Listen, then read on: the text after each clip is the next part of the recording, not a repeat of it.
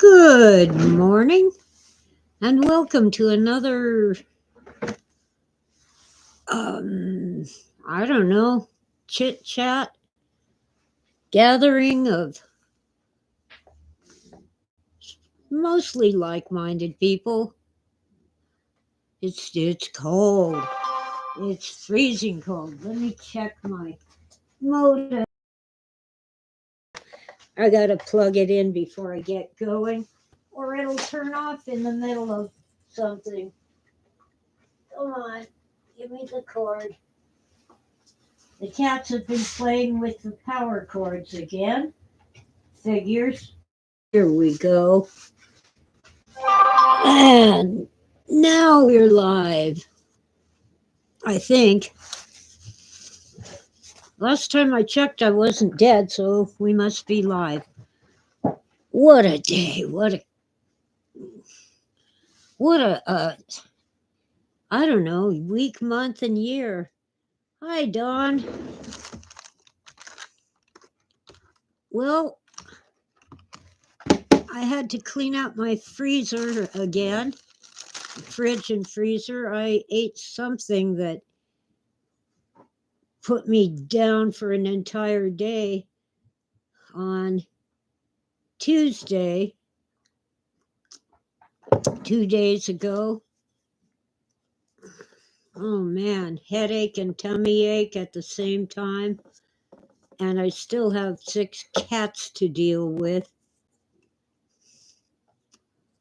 And I can't just leave the door open because it's cold out there. Yesterday wasn't too bad. It got up to about 68, which is pretty close to room temperature, just a little chilly. But I have a $150 gas bill and a $100 electric bill. And, well, I'm getting some help to pay them. But man, that's outrageous. It's double what it was last year. They have a new rate structure. And the climate, I had the word a minute ago, adjustment, where they charge you less because it's cold, goes by the calendar, not the temperature.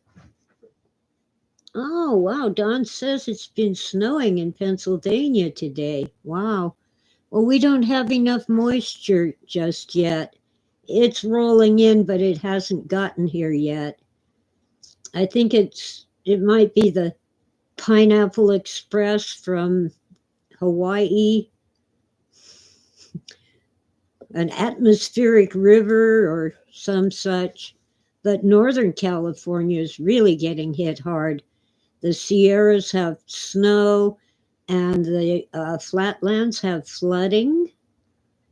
Even people whose homes are high and dry can't go anywhere because all the roads are flooded. YouTube needs to get their act together. It says I have 1 listener or viewer and 2 thumbs up. Is that weird or what? But down here in Southern California, in beautiful downtown Crestline, it's cold and dry, which in some ways is worse.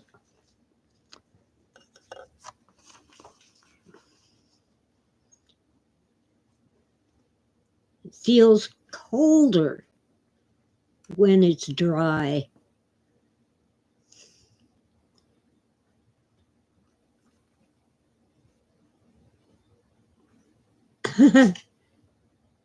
That's interesting.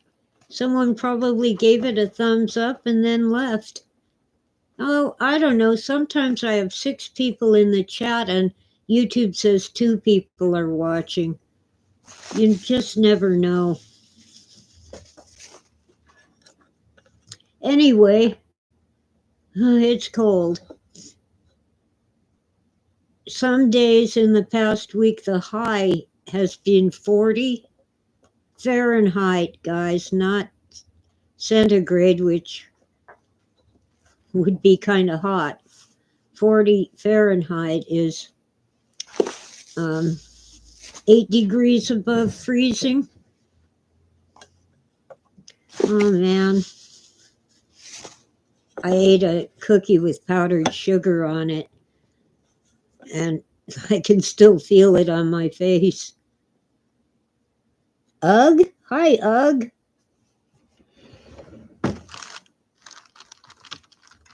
Welcome in. I have trouble typing and talking at the same time. All right, that's not an I.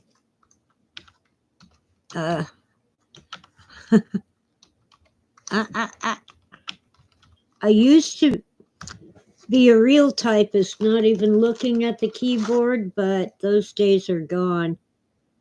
Keyboards just don't work quite the same as typewriters.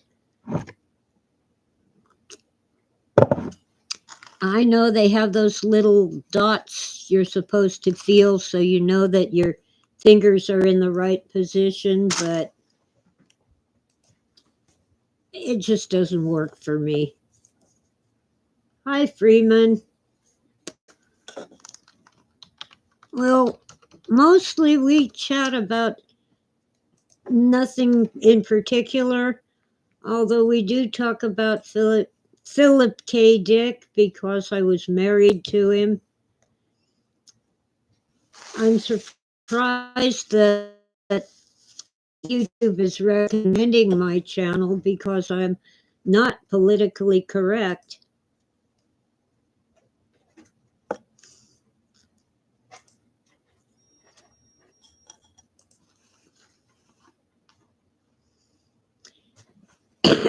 Anyway, now I have 3 people in chat and 4 thumbs up. Wow. The windows are kind of fogged up. I don't think we actually got rain, just fog overnight.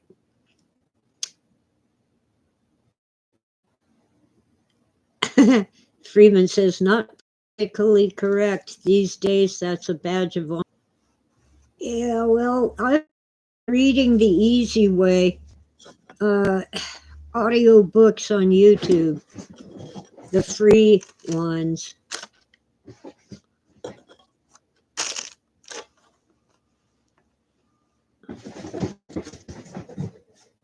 Anyway, Christie works. I've actually come across things that Agatha Christie wrote that I had no idea. They don't have Miss Marple or Hercule Poirot series. I have to do some research on this. Mrs. Polyfax. There's some movies and some books. Well, movies made from the books. They're not by Agatha Christie, but takes a whole long scene from an Agatha Christie novel. So I wonder if it isn't someone who's authorized by movies. That's a good one. She gets. Oh, poor Freeman, he was halfway through an audio book on YouTube, and they took it away. Oh, I got a copyright claim once, a couple of years ago, I think. I mentioned the phrase Ancient of Days, which is from Daniel, and this outfit that, well, I didn't use the video. My YouTube cut it off now. So then they put it back. But that was irritating. Vernon listens to audios. There's a good tell my phone to shut up. These gadgets we kind of have to have them, but we kind of hate them. So books that Agatha Christie, in at least one instance, listed an entire. Okay, you change the names of the characters, but everything else is the same. Now I can do that in my books with my characters. They're all mine, but I don't copy other people's work. I know some people do, but if I accuse them, I'm liable.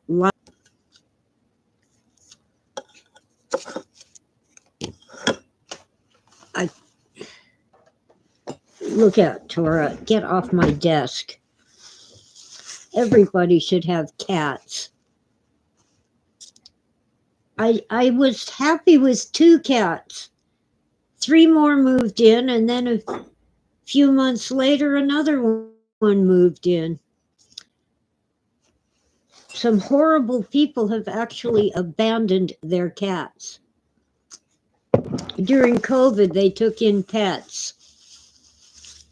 Now that COVID's over, I don't want this cat. Go away. They stopped feeding them. And there's even been some people just abandoning their dogs, moving away, not to mention all the rabbits people bought. Yes. Aww.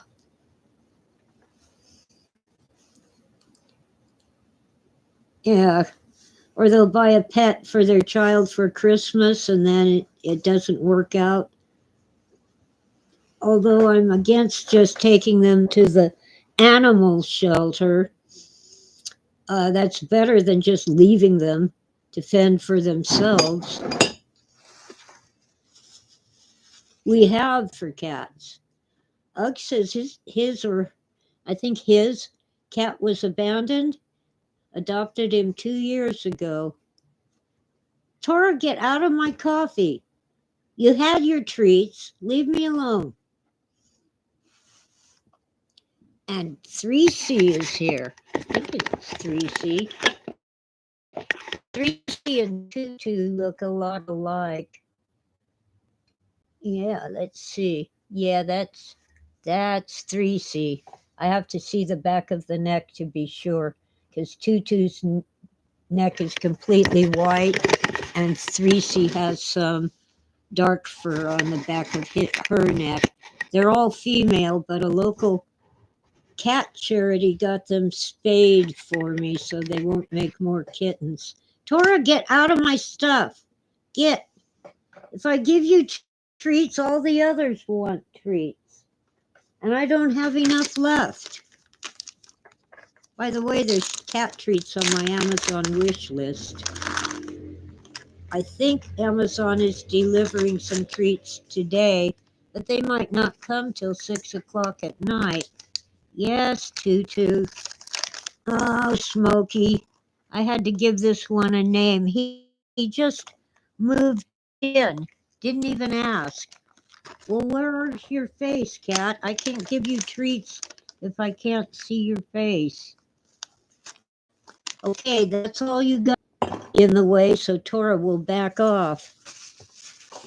Leave my desk alone. No. Get off me. Get. I might have to let them outside.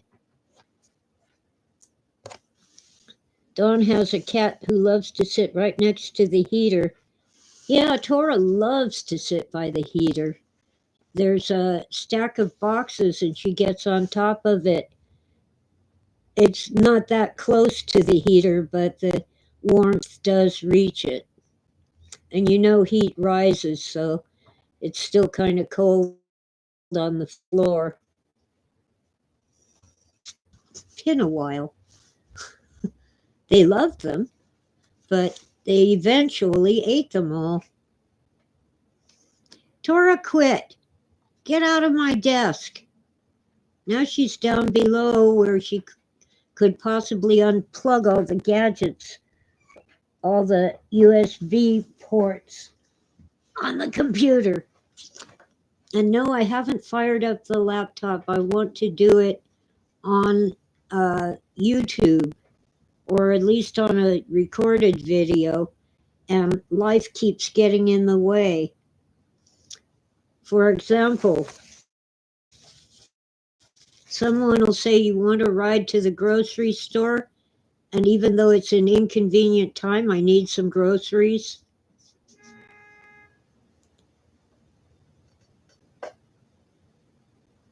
I heard a horn honk.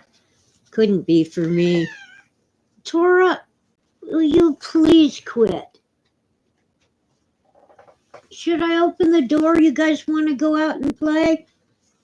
Come on, let's open the door. Usually Tora just wants the other cats to go out. Come on, kitties. Come on.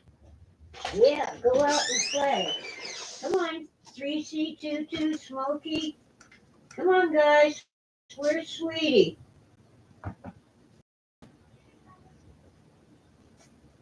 Go on, get out of the doorway.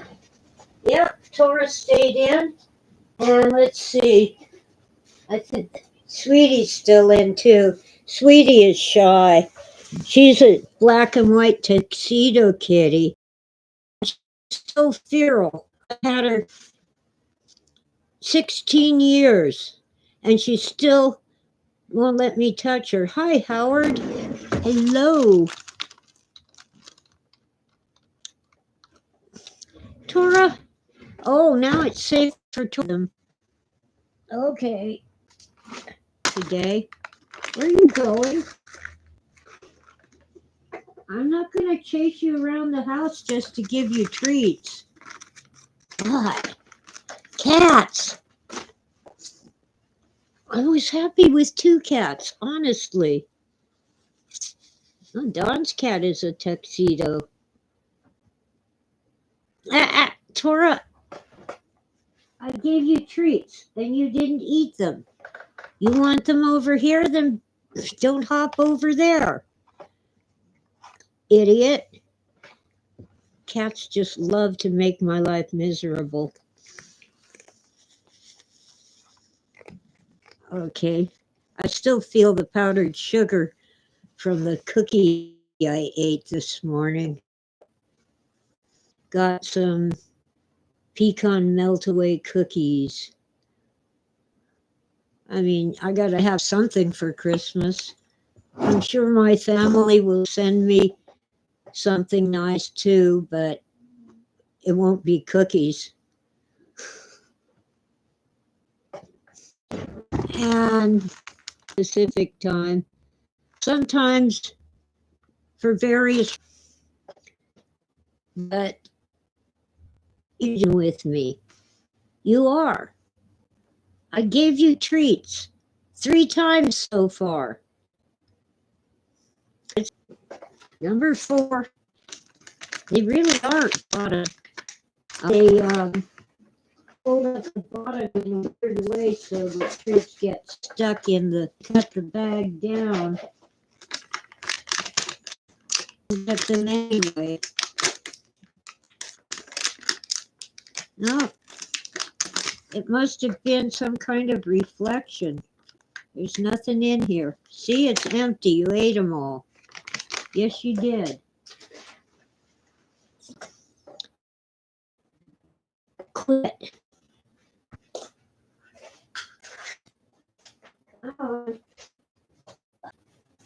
Or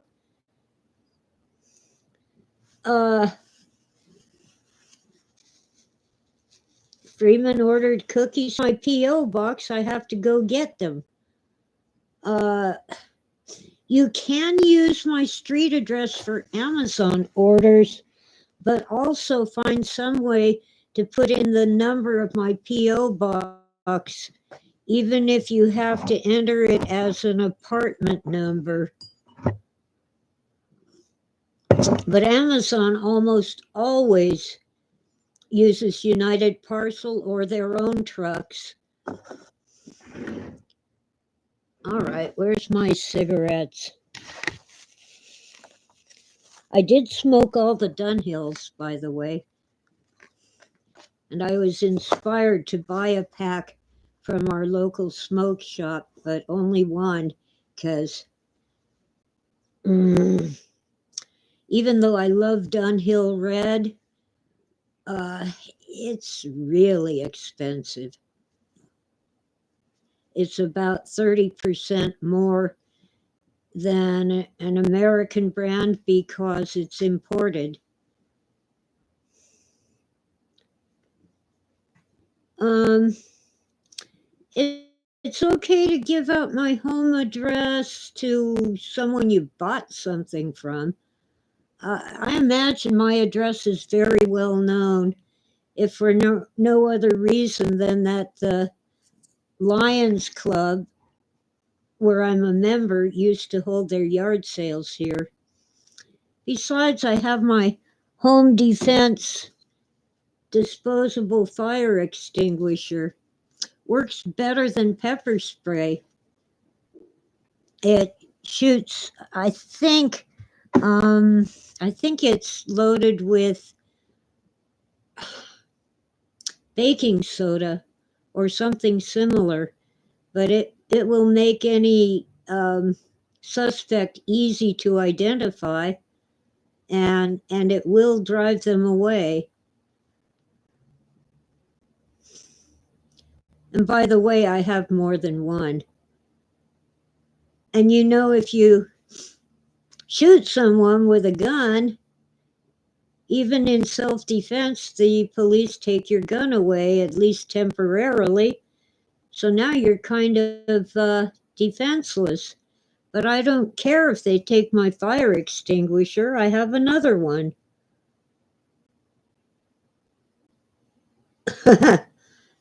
Freeman doesn't want strangers coming to the door or staring into the window for hours dressed as Jason. Well, friends of mine check on me periodically, and sometimes all they do is look in through the window to see if I'm here sitting at my desk. On Tuesday, I was lying in the recliner chair all day because I ate something bad. So on Wednesday, I cleaned out the freezer and refrigerator again. I had done it before thinking that I got rid of everything that was bad. I'm not sure what it was that I ate, so I had to be merciless in tossing things out. But I still have bacon and eggs and some ham and cheese. Mm. And my pecan meltaway cookies are almost gone. I keep eating them. I've had them for, let's see, I bought them beginning of November, so I've had them more than a month.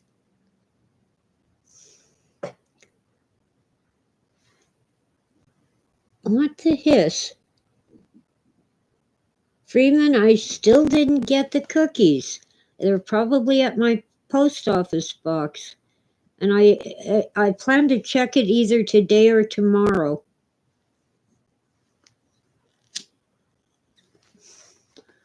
I'm more concerned at the fact that I miscalculated my coffee supply, but it's still good for another week. I'll get to a grocery store before I run out. Besides, I'm being lazy making instant coffee when I have real coffee and a coffee maker.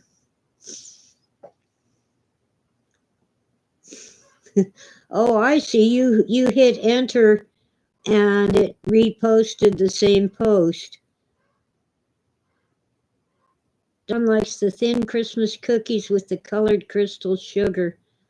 I used to make the really thin shortbread cookies.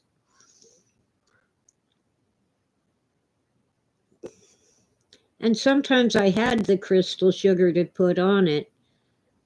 But lately they haven't been coming out right, so I've been searching recipes trying to find where I went wrong. They're coming out poofy. And I don't want poofy. I want them thin and crisp.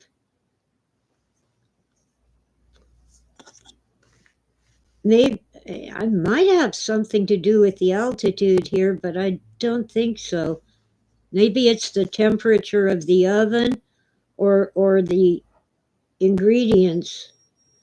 I even tried a batch of Toll House cookies with the chocolate chips and left out the baking soda, and they still came out poofy.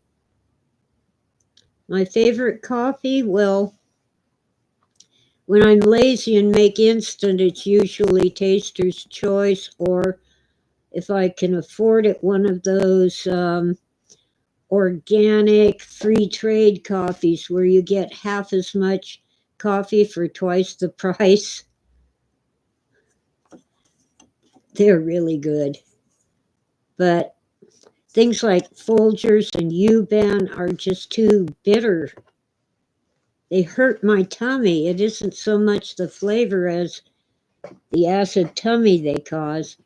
But with real coffee, I like to get the beans because once you grind them, they go stale really fast. So I have a coffee grinder. Let's see, Sumatra Blue is good, and the Kona, Kona, Hawaiian, supposedly Hawaiian. They're grown all over the place. That's good. I like a mild coffee, no French roast. French roast means burned, literally burned.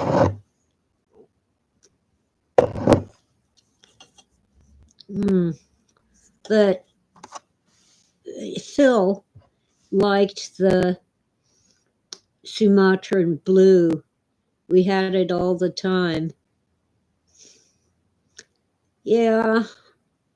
First thing in the morning, especially, I don't want to fiddle with the coffee maker and grinding the beans. But, real coffee just is so much better and better for you than the instant.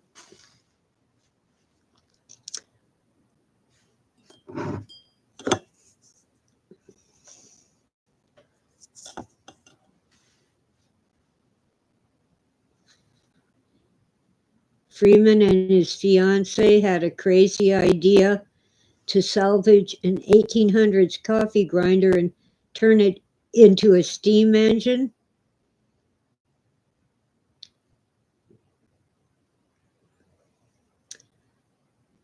I used to have a reproduction of a hand cranked coffee grinder it was kind of Pennsylvania Dutch style.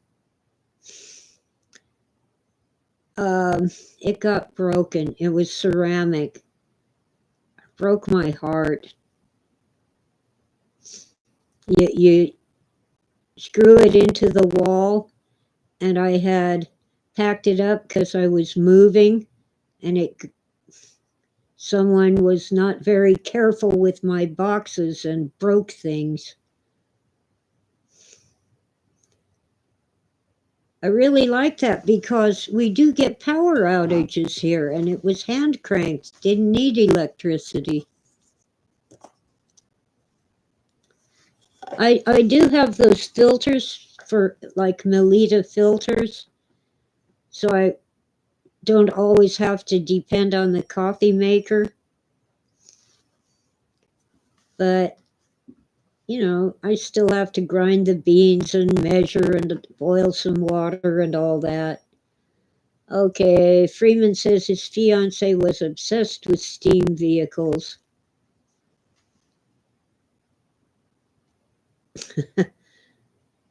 Okay, they were going to get a steam truck called a Sentinel and then name it Greta Thunberg.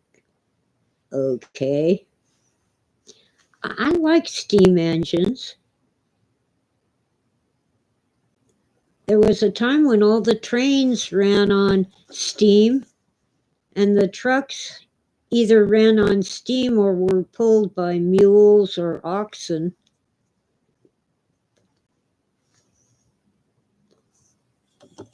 Oh, Don's a little Pennsylvania Dutch on his grandma's side.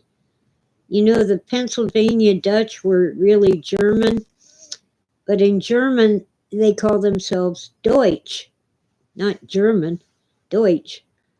So people thought they were Dutch. And there isn't a whole lot of difference. You know, Holland, the Netherlands, is right next to northern Germany. And then on the other side is Denmark. And all their languages are quite similar, especially Dutch and German. When I was studying German, they made me read a novel that was written in Friesisch, the language of Friesland, an area that was disputed between Germany and the Netherlands for centuries. It's now part of Holland, or the Netherlands. I don't know why we don't call countries what they call their countries. But oh well. Anyway, it was very like German, but not quite. It was Der Schimmelreiter.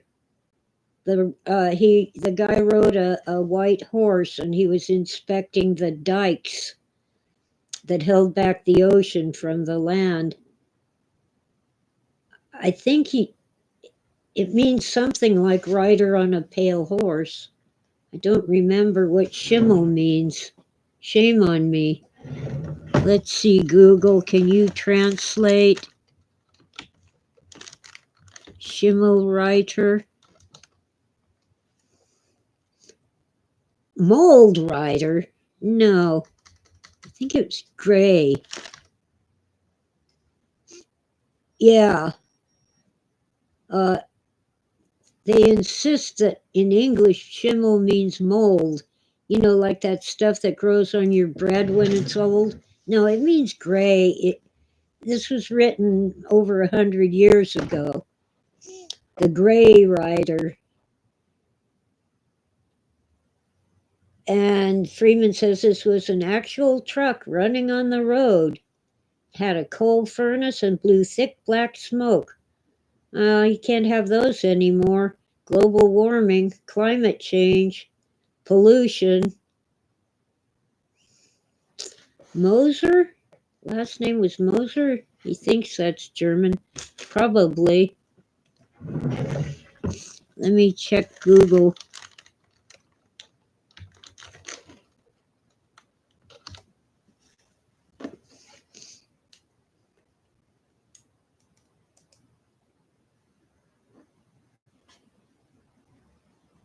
Oh dear. This says it's well, it says it's an English word.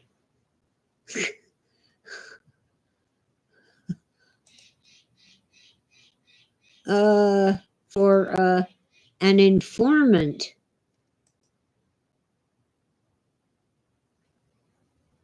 But in German, well, no, that isn't the same word. Oh, Moser is a South German topographic surname coming from Moos, M-O-O-S. But the translation says it's someone who tattletales, an informant.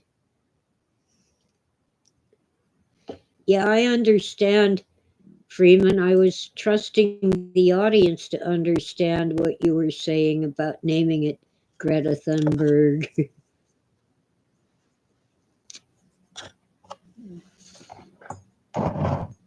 Anyway, apparently Moser made its way into Yiddish, which is almost German.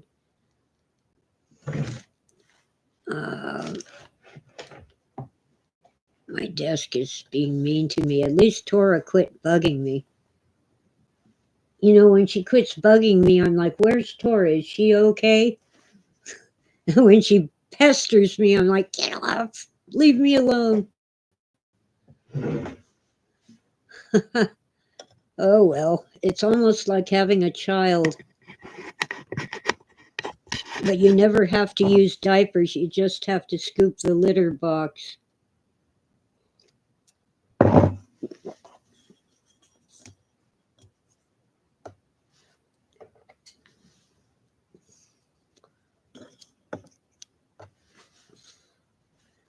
Oh, yeah.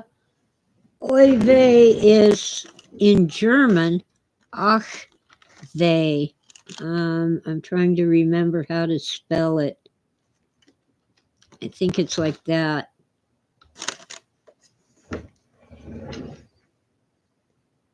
Yeah, Freeman's cats were children.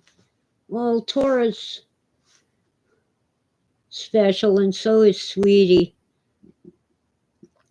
I was hoping to get the others adopted, but uh, there's a cat surplus right now.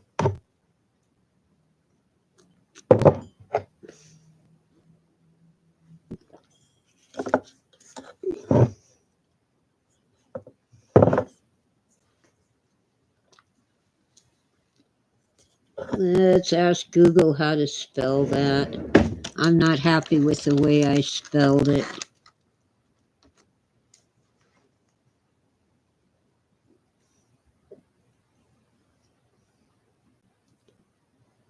Yeah, I guess I spelled it right. It might be like this, though.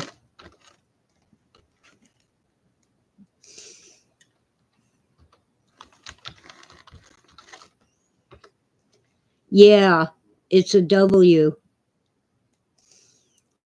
but it's pronounced like a V. Ach, they. They is like sadness or hurt, and ach is just oh. Oh, the pain, the pain. Like, what's his name on Lost in Space? Oh, I miss Lost in Space. Uh, Don, there are cat cafes here and there.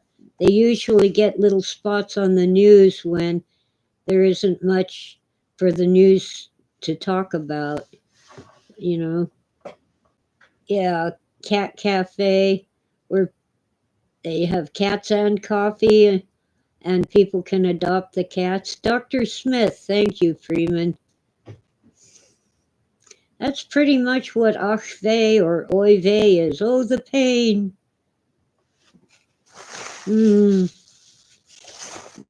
Oh, anyway. Um, our whole world is going into the dumpster. War everywhere.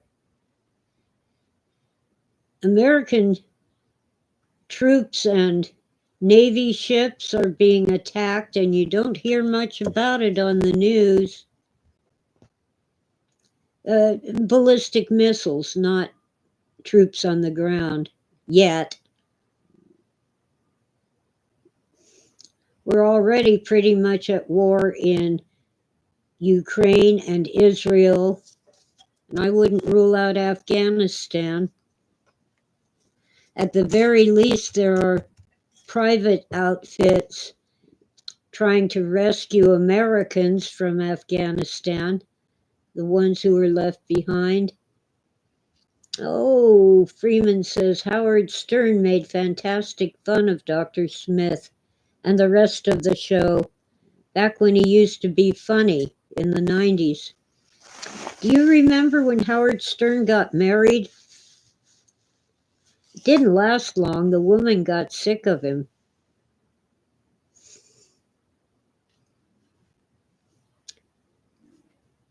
They were in love. Yeah, it didn't last long. I can't imagine anyone putting up with him for very long. Mm, God, powdered sugar is the worst, but the best.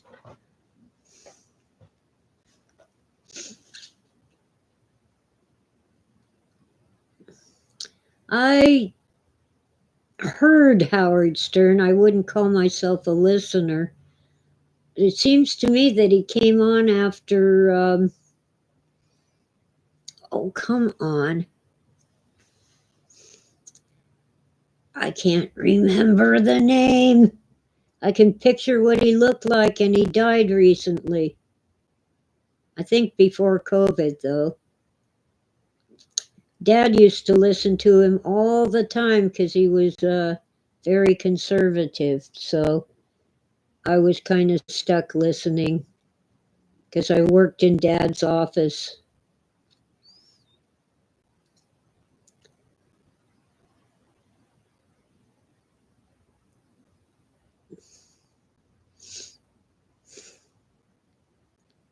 Yeah, I liked Art Bell.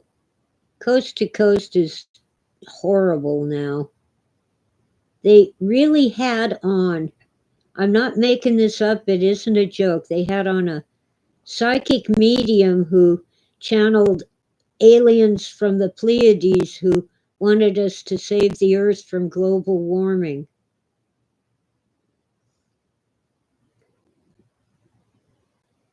And they didn't challenge her. George Snorri is. I can't believe that he believes the crap he puts out.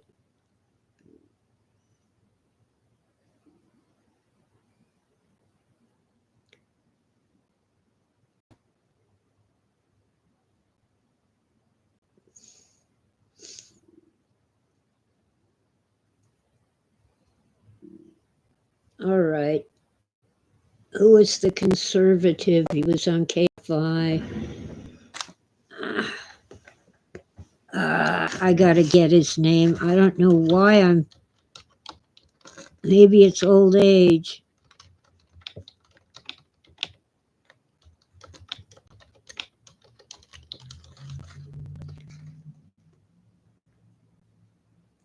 No. Rush Limbaugh. 2021. So it was during COVID, but it was not from COVID. Rush Limbaugh, I used to listen to because Dad listened to him every morning.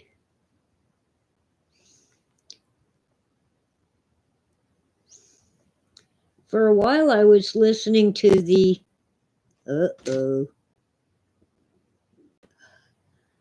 Hagmans, father and son team. Then the son died, but I was still listening to Hannity. And then I encountered a paywall.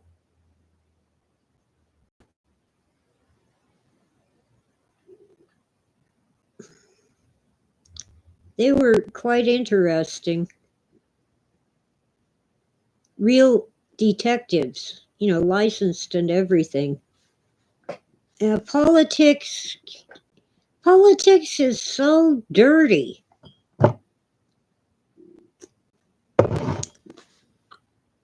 As much as I would love to see the Lincoln Memorial and the Capitol building and the reflecting pool with the, what is that tower called?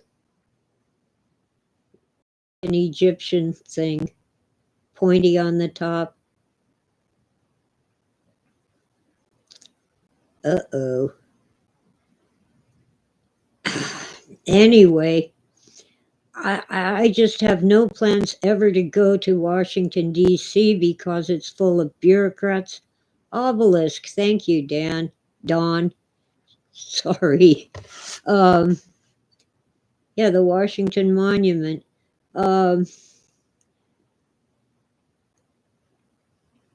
DC is full of politicians and bureaucrats. It's full of people who buy $1 million mansions on a senator's salary. Yeah, it's a pretty good salary, a little over $100,000 a year. That is not enough to buy a $1 million mansion, let alone a $3 million mansion. But somehow they get the money. I mean, even the down payment would be more than their annual salary.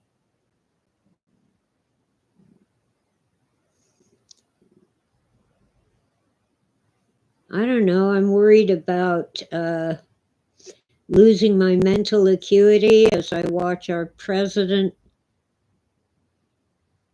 fumble.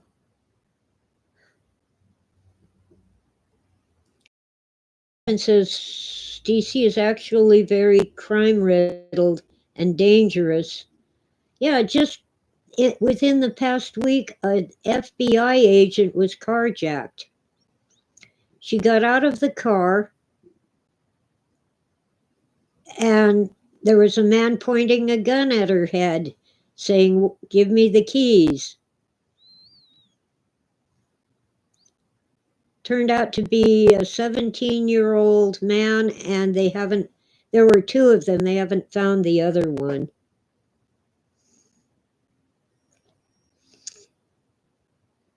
Don says, my mom's aunt used to live in DC.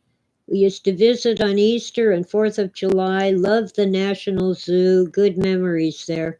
Yeah, it used to be safe.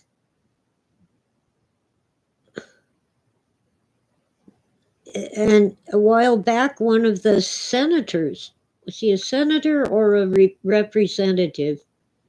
I don't like to say congressman because they're all in Congress. Senators are also congressmen. It's senators and representatives. Anyway, he got carjacked. Old man and his wife handed them the keys and ran away. Yeah, I wouldn't go to Los Angeles, even though it's easy to get there by train. Takes about an hour counting the trip down the mountain on a bus to meet the train. And that's a train that stops at least once in every town along the way. But, and it goes to Union Station. One of my memories as a child was school field trips that we'd park at Union Station and go to Olvera Street, which is actually a gated shopping center. It isn't always open. Every time recently, well, that is in the past 10 years, every time I've gone there, the gates were closed and locked up. But they are open for Christmas.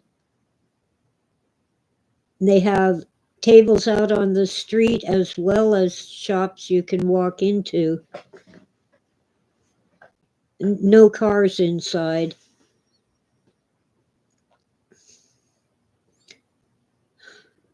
Oh, and by the way, I'm tired of hearing people laugh at Joe Biden for falling upstairs.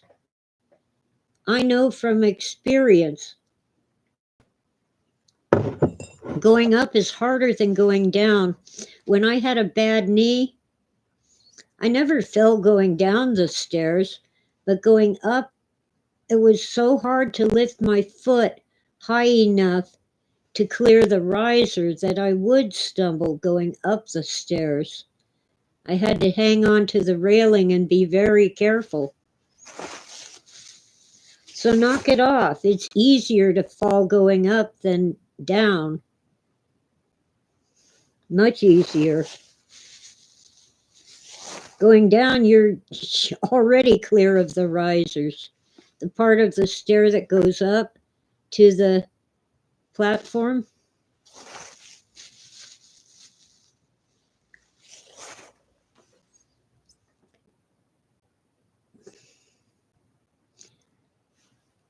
So yeah, he's old and his knees are giving out.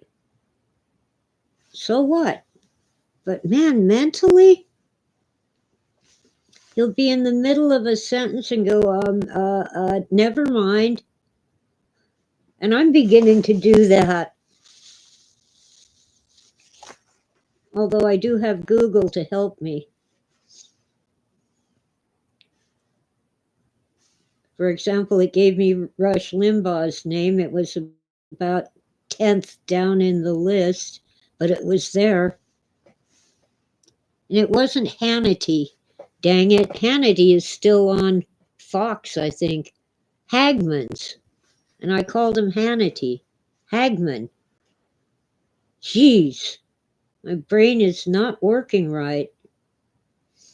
Oh, Don Burnham had a broken toe one time, and going up the stairs with crutches is tough. Well, I always put the crutches under my arm to do stairs, but mostly I'd use the handicapped ramp. But here and there, that wasn't possible or practical. So I'd hold the crutches under my arm, sometimes under both arms, one under each arm, and hop. I could still hop on my good foot, but it really took a toll on my good knee. Well, I wouldn't blame Biden so much as all the Republicans and Democrats in Congress and the crooks in our law enforcement agencies.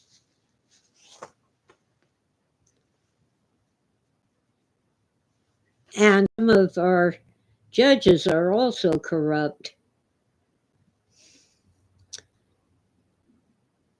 I could not believe when Donald Trump was testifying in the case about his valuation of his property, the judge actually said, "I'm not here to hear him. Tell him to make it quick and not talk so much." Hello? I thought the judge was there to hear the case.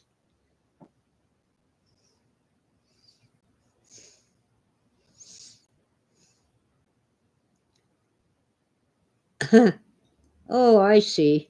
It took me a minute to understand what Don said. There's a song by The Who that says, "Meet the new boss, same as the old boss."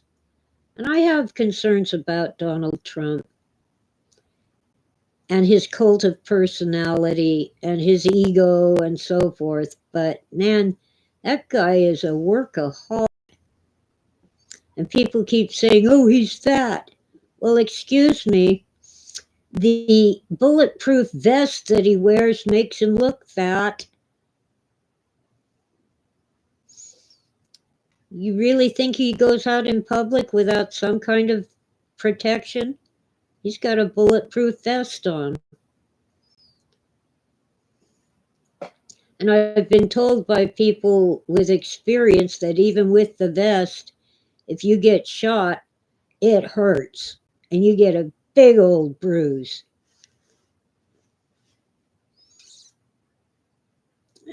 Freeman says we should write a story about all of us should write a story about a corrupt cop who was one of those who blew Phil's safe. And ever since, he's been under a curse. I don't know. We actually had a friend in the early 70s, and I can say his name now because he has passed away. He was an undercover narcotics agent named George Aguilar. And several years after Phil died, George was shot to death while raiding a criminal gang in Los Angeles. And he was a good guy. I'm sorry it happened to him.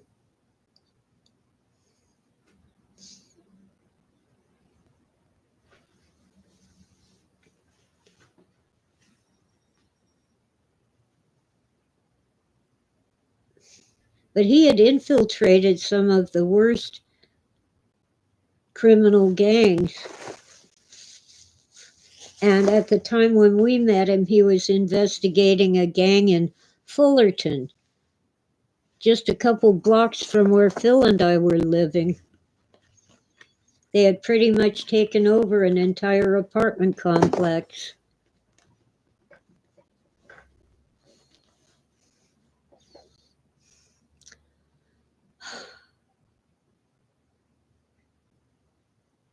And so when we were obviously being surveilled, we were wondering, speculating that maybe it was really this drug gang that they were investigating.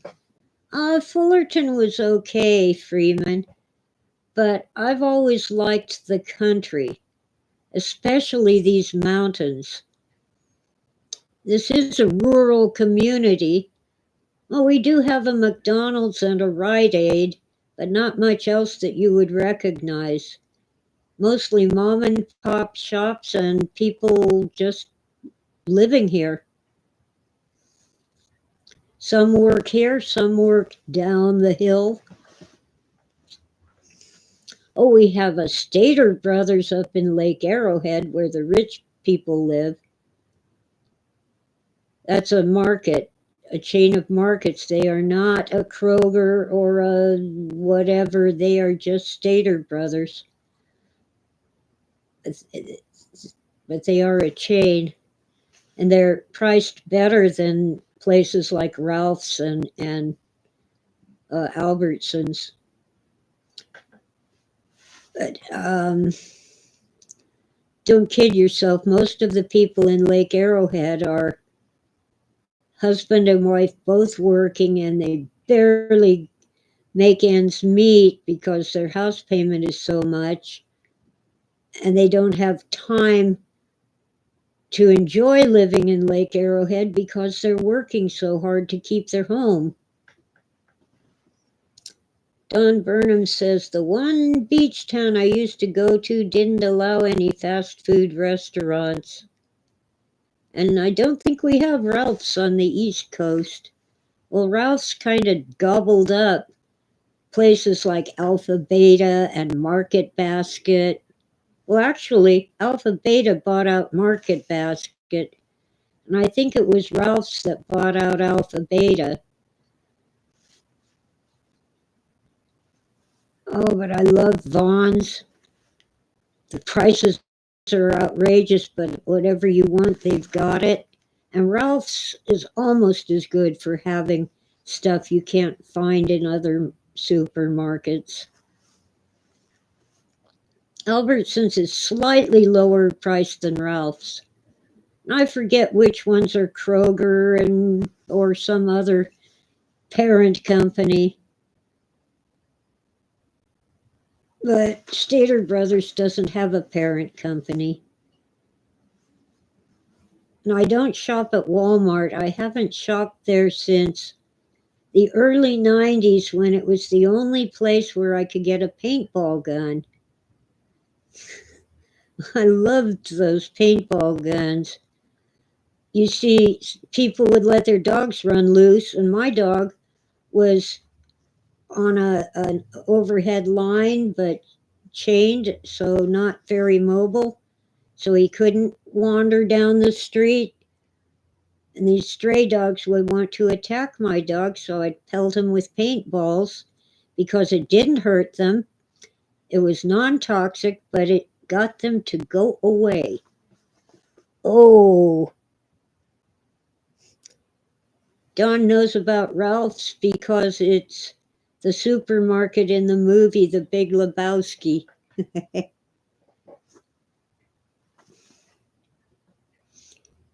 Well, Alpha Beta and Market Basket, well, not sure about. Yeah, I think both of them were economy stores. They didn't have the fancy stuff, but their prices were low. You know, you didn't go there to buy caviar or lobster. You bought your hamburger and canned tuna. I love the Big Lebowski.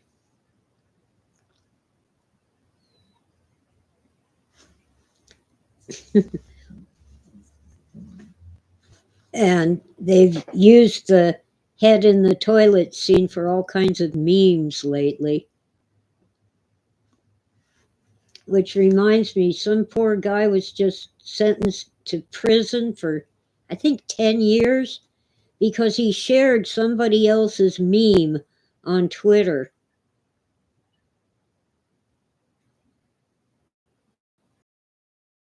Ridiculous are these snowflakes?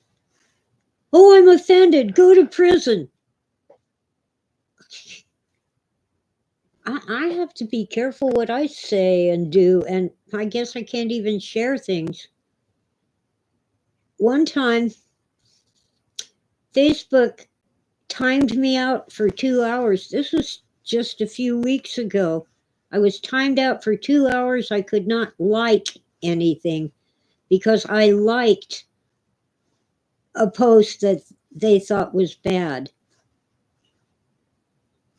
And I'm like, what? I don't even know what post it was, and they won't say. At least it was only 2 hours.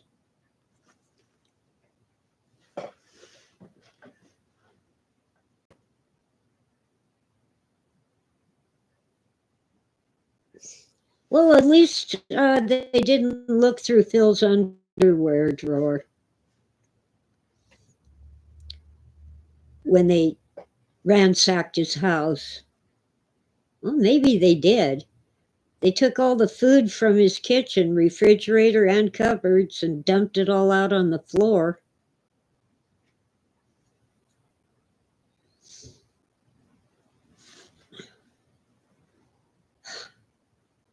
They must have thought he was hiding some kind of contraband in a box of Rice Krispies.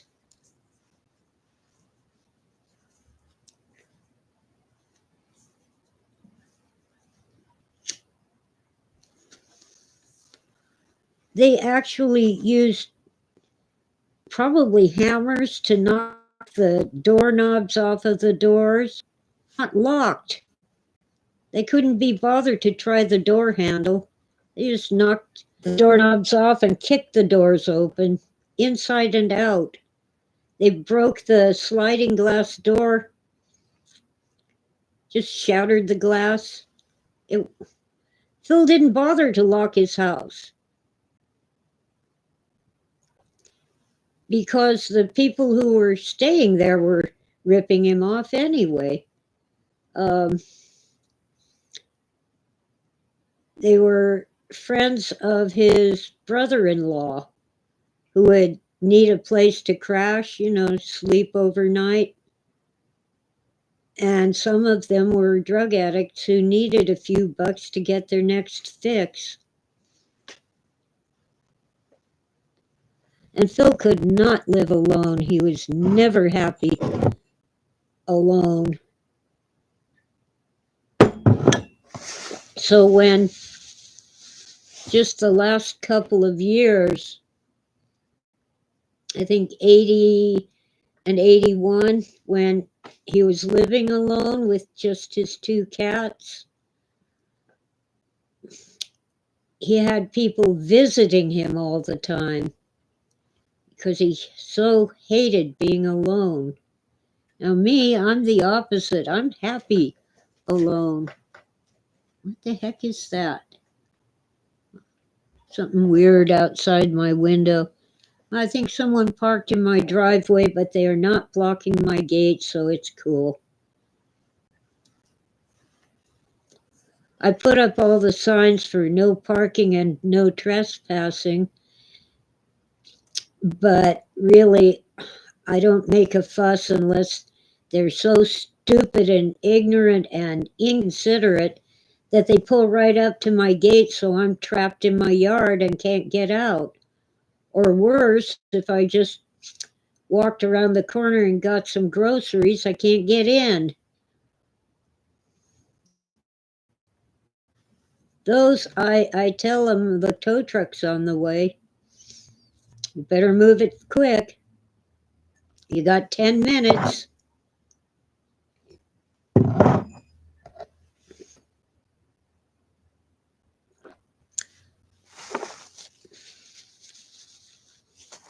And a couple people I cussed out royally. I don't usually use bad words, but sometimes it's necessary to get the point home.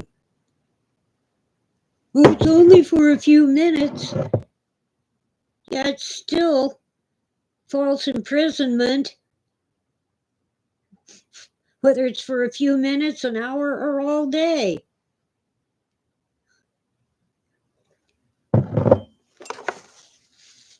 And false imprisonment is one of the elements of kidnapping. Safe blown, yeah, November 17th, 1971.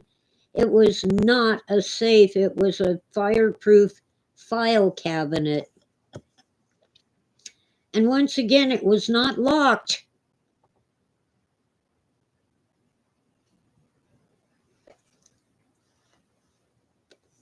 And even if it had been, you could have jimmied it open with a screwdriver. And that is the biggest reason why I know Phil didn't do it himself. He had no access to explosives and no knowledge about them. He could not have blown up his safe. The other reason is that a friend of his got him out of the safe on an excuse. I have to talk to you. Meet me at the such and such coffee shop. And then is in a taxi up to his house. He let or Play-Doh, but there was this white powder all over the floor, probably asbestos from the fireproof file cabinet. And they walked through it and tracked it all over the house. And what they took? Tax records, bank records, manuscripts. We have Flow My Tears, the policeman said, because Phil had, being paranoid, had sent a copy of it to his attorney. He was in the middle of the divorce from Nancy. And we have Deus Erie because his co-author, Roger Zelazny, had the manuscript. He was working on his part of it. But we don't have what probably would have become the Owl in Daylight, because there was no other copy.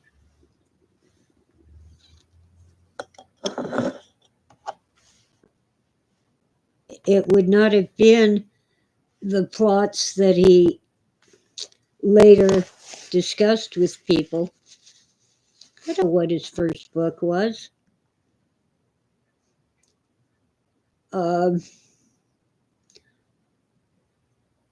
You know, he wrote lots of books that didn't get published. And probably the first one that was published was not the first one he submitted. I have no idea, but Google probably knows.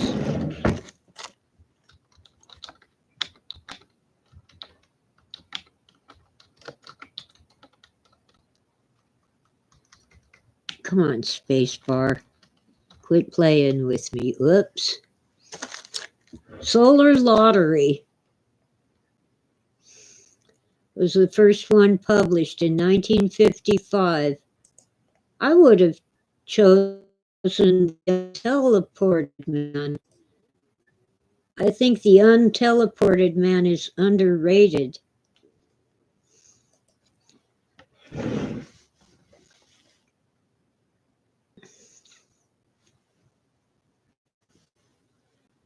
And so is Radio Free Albemuth. I think that was the best of his later works. However, I have started reading The Transmigration of Timothy Archer, and it's very literary. And I'm surprised that Phil could write in the first person for a woman protagonist. She's not a likable person, but she's the narrator telling her story.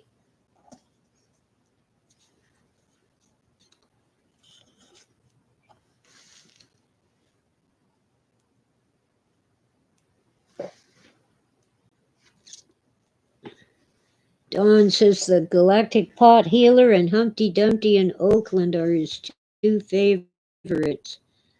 Oh, I loved Galactic Pot Healer. By the way, when my son was class making clay pots, and I have some of them, one of them got broken while I was moving. So I glued it back together, so I guess that makes me a pot healer. I can show you the one I glued back together. I'll go get it.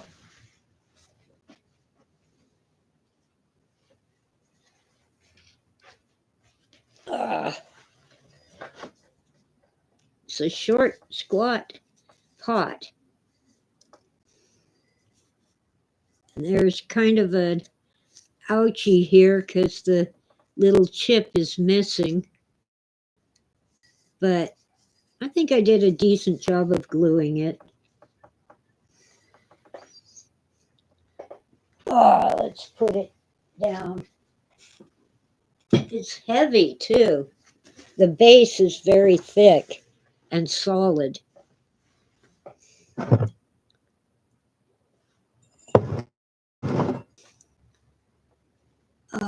I probably should put those pots into the things I'm selling. I'm trying to downsize, especially since my son doesn't want these things, and I'm old. And it isn't just memorabilia related to Phil. I'm going through everything that I can put in consignment shops or sell on eBay or through private sales.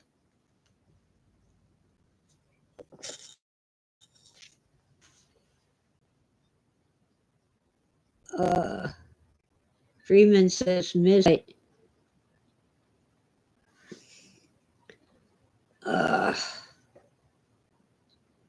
Oh well.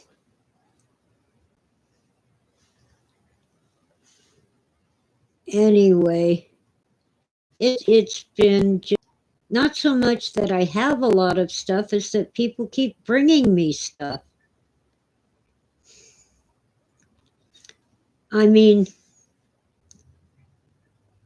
they think I'm starving, so they bring me food. And they bring me clothes, hand-me-downs, which is cool. It's nice. But a lot of them I'm never going to wear. They might not fit me, or I just don't have the occasion to wear them. And since the Lions Club is no longer doing yard sales, I'll have to find some other place to either donate or sell them, depending on whether they're worth trying to sell. But we have various thrift shops that take donations. We're going to wear, and some of my things that I've collected over the years, clothing, is just plain worn out. Missing buttons, torn sleeves, or just so old it's falling apart because it's been washed so many times.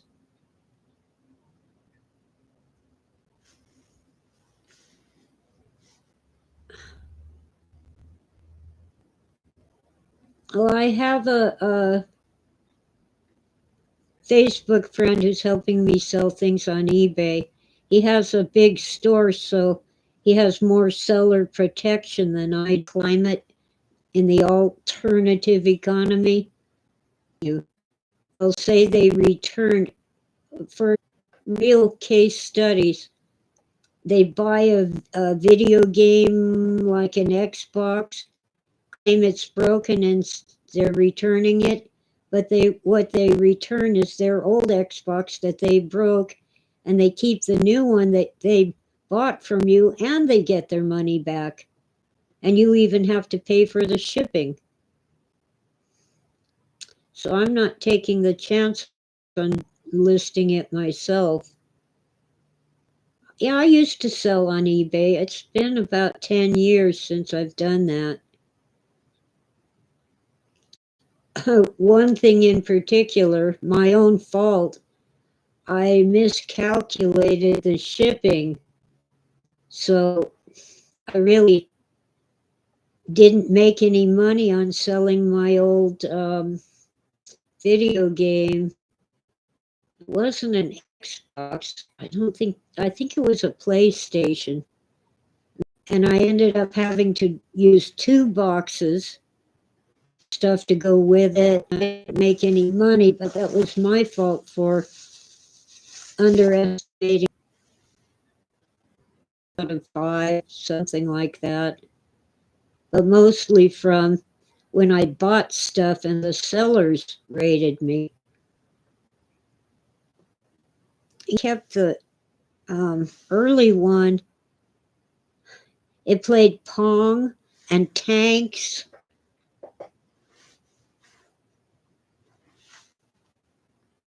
Very basic, but it was a lot of fun. Oh, and it played Space Invaders. Atari, that's it. Thank you, Don. Hooked up to television, and all it did was Pong would play these other games, Dig Dug and Space Invaders, my favorite. Oh, and what's the one with the pyramid where you're... Okay, hang on. Okay, sweetie. Go on. Go and play. Cats. I thought Tora didn't want out after all. Just wanted me to wait for Sweetie to run outside. Don loved Atari.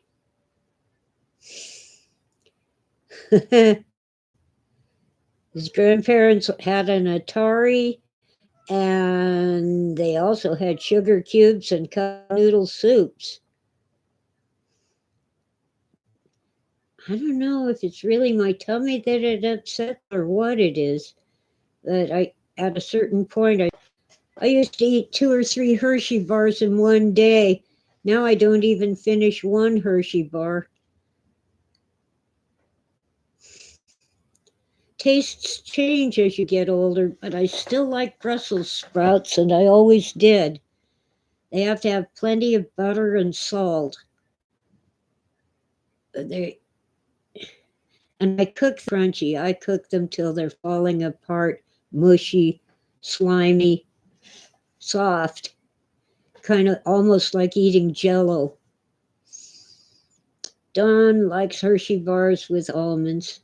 Well, I like my kidneys, and so like sliced up shaved almonds, that's okay. bars on back order. Okay, well, it won't kill me. There was another related candy bar, but I don't remember liking it, and it was zero.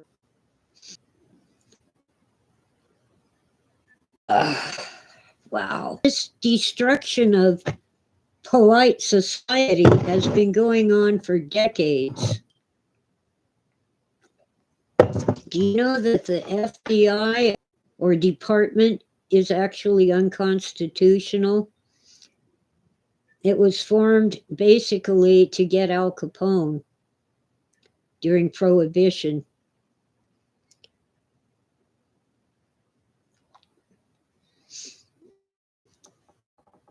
I like dish chicken or sweet and sour chicken or curry chicken meatballs. So they're kind of savory, but they have sweetness to them. I'm going to make some curried chicken meat. You can make a chicken salad sandwich. And you need curry. I have curry. You're supposed to use curry, and I don't have that. Chutney tastes kind of like a pickle relish, but it's made with mangoes. Let's see. Optional is shredded coconut. The chicken meatballs to coconut with the breadcrumbs.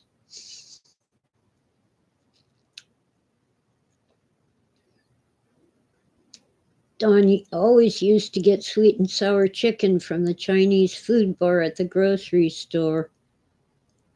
Yeah, that's what I used to get at Panda Express.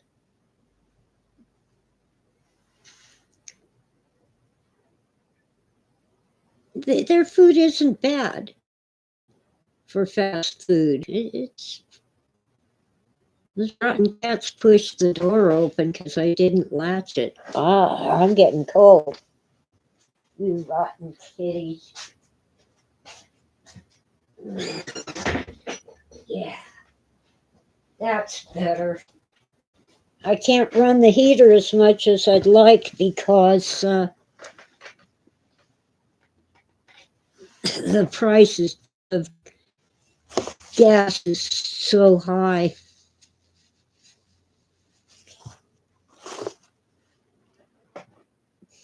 Dawn does love Panda Express.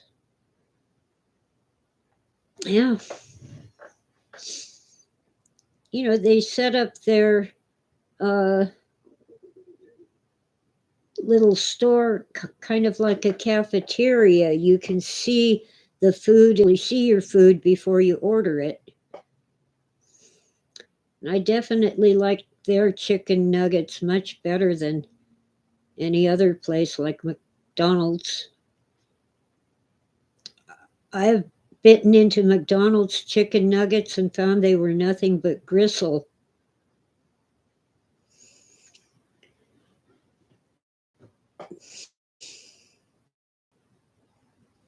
Freeman says FBI was formed because of the Palmer raids and the first Red Scare and the anarchist scare of the 1900s. Okay. Let's see. FBI formed in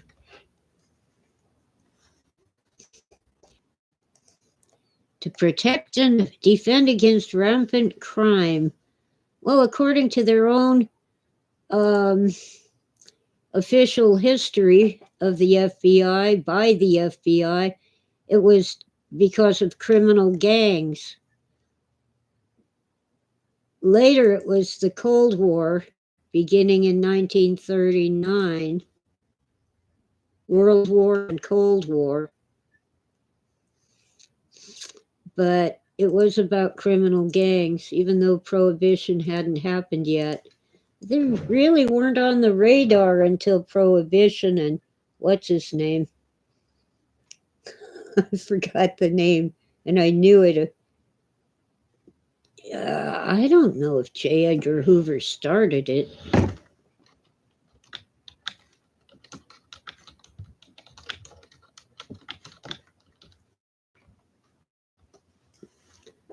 Google knows.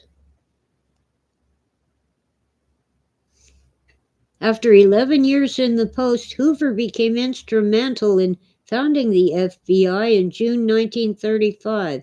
So it was during Prohibition. That's weird.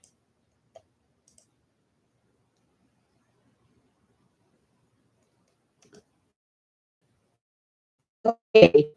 Attorney General Charles J. Bonaparte appointed an unnamed force of special agents to be the investigative force of the Department of Justice in 1908. The FBI evolved from this small group. So I was right.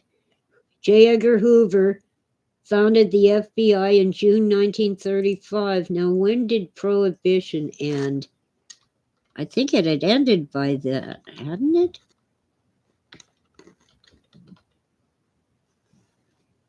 (1933). So they weren't really the FBI. They were not really the FBI when Prohibition was going on. They were federal agents of the Department of Justice. And once they got what's his name, I still can't remember that. Okay, let's see. Gangster in prison. Not Ellis Island.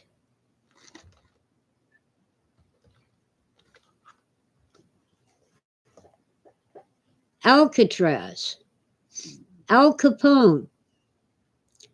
I should know that. I named my horse Al Capone. Well, Al Capone, because he was a pony.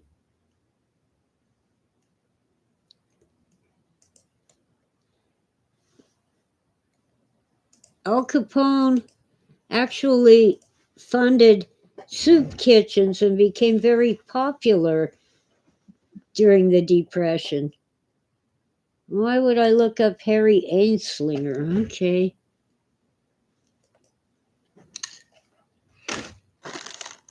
Harry J. Anslinger. Former commissioner of the Federal Bureau of Narcotics. It's Anslinger. Did I read that wrong? Yeah. What have I done?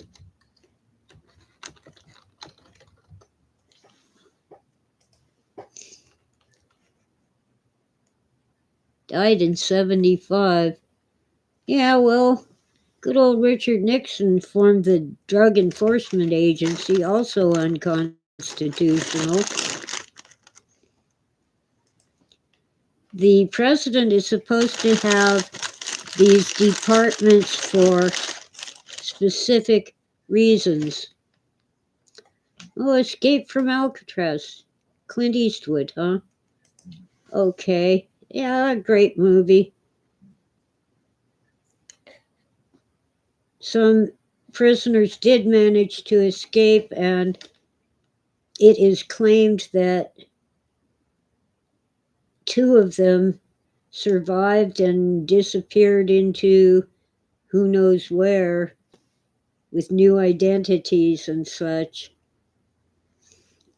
It was a lot easier, even in the 1960s, to fake a new identity. It's darn near impossible now, and yet some people manage to do it by hacking the internet.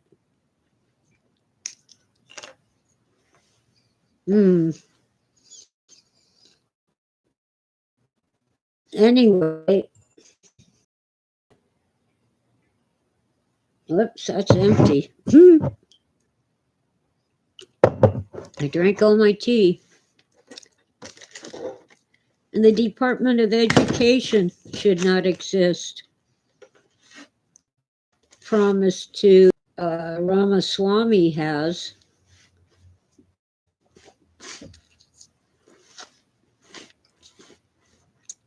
And various politicians are beginning to kind of echo the sentiments of the public that these bureaucratic agencies need to be downsized and streamlined. You have any idea how much money, how much tax money we could save if we didn't have to pay these bureaucrats to sit at their desks or machines that actually do the work that needs to be done?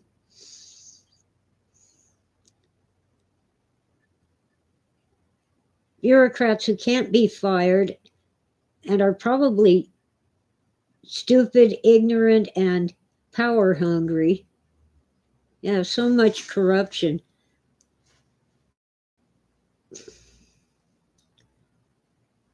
And I don't think they should try to impeach Joe Biden. They should be going after the bureaucrats in those agencies who are totally out of step with the American people.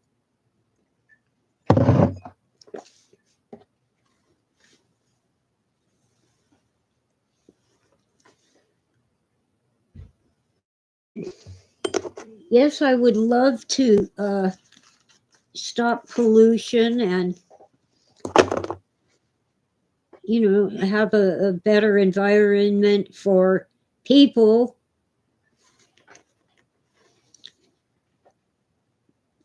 But global warming is not going to kill us all in 5 years or even 10 years. And in fact, to a certain extent, I can't see out, but I know someone shut a car door. I'm hoping for United Parcel to bring the cat treats. Anyway, we are part of nature. We live on this planet. Of course, we don't want to destroy it, but these bureaucratic agencies impose measures that make it worse, not better.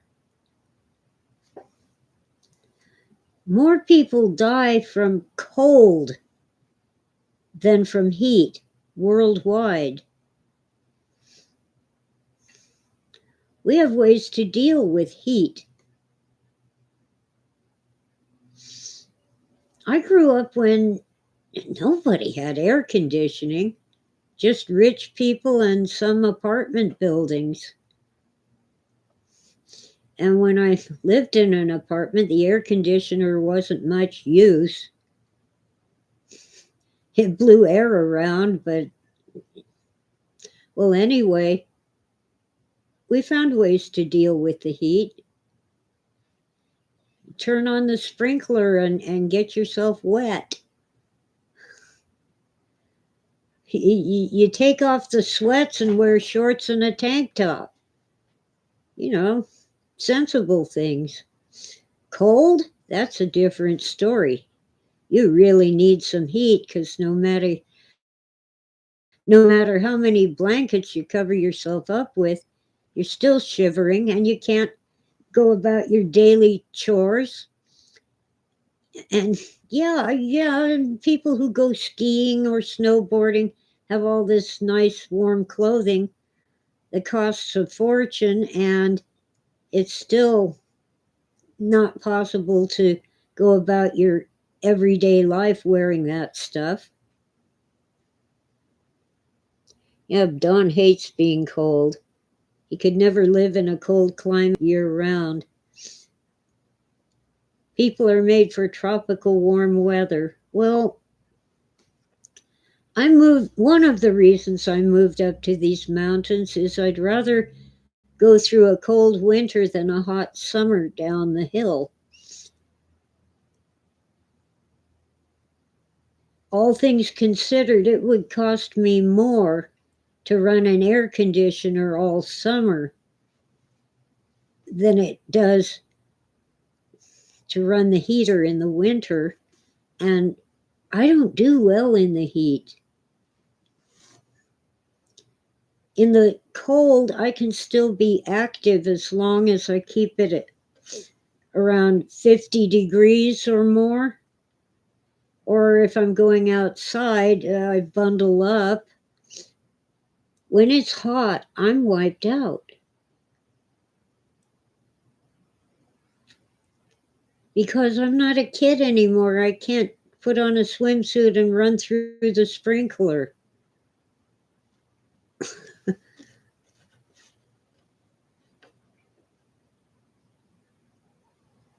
Oh well. And I still don't like the heat. Maybe it's in great part because here in Southern California, the heat is dry. We're, even where we're not desert, we're semi desert. And you know what they say? There's this t shirt because people say, oh, but it's a dry heat. You know, it's 105 degrees. But it's a dry heat because it doesn't feel as hot when it's dry. But the t shirt says, oh, but it's a dry heat, and has a picture of a skull. Yeah, I don't like to swim. I used to do it anyway. I'd dip in the pool, but just to get wet because it was a hot day. Most apartment complexes in Southern California have swimming pools. If it were humid and hot, I'd probably like it better. My skin gets so dry. I have to have hand lotion available to me several times a day. Well, anyway, now here in California at least, they're doing away with gas stoves, gas heaters, gas water heaters, and the fact is electricity costs more than gas. Plus, not only do I not have the electric appliances, my house doesn't have the wiring for them.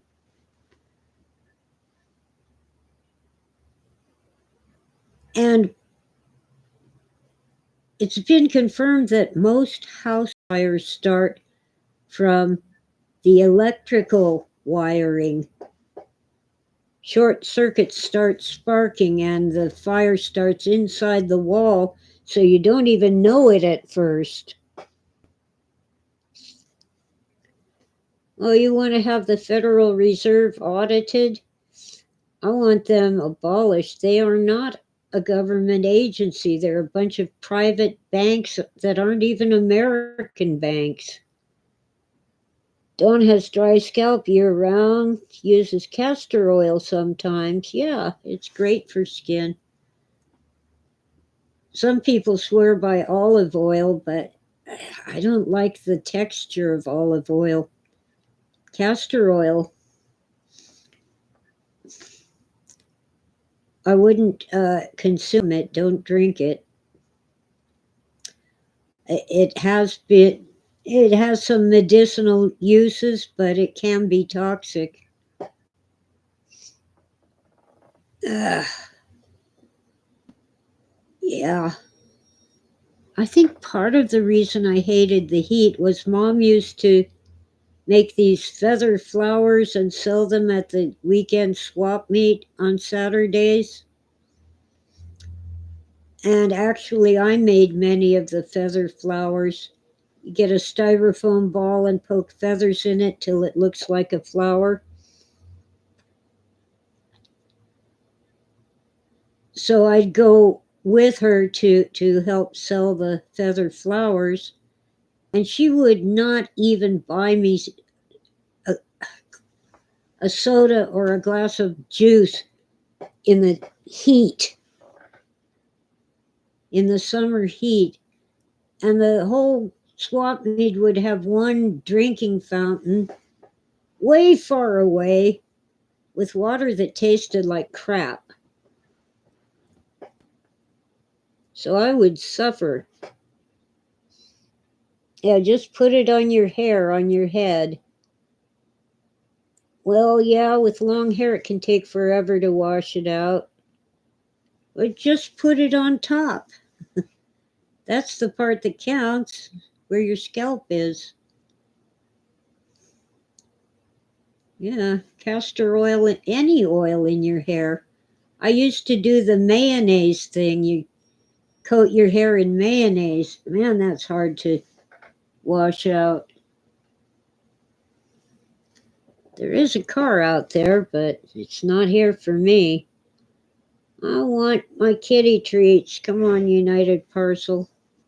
And I think the canned cat food doesn't come till tomorrow. Oh well, I'm not out of canned food yet. Gosh.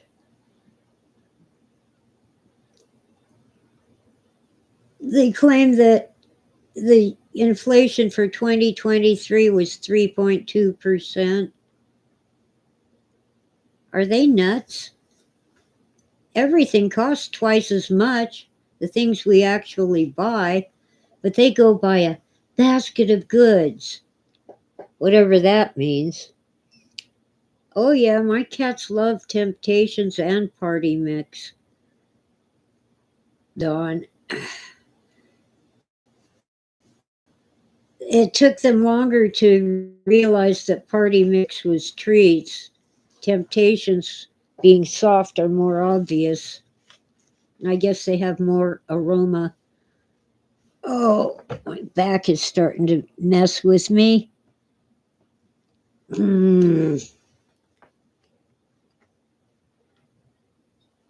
My spine is falling apart.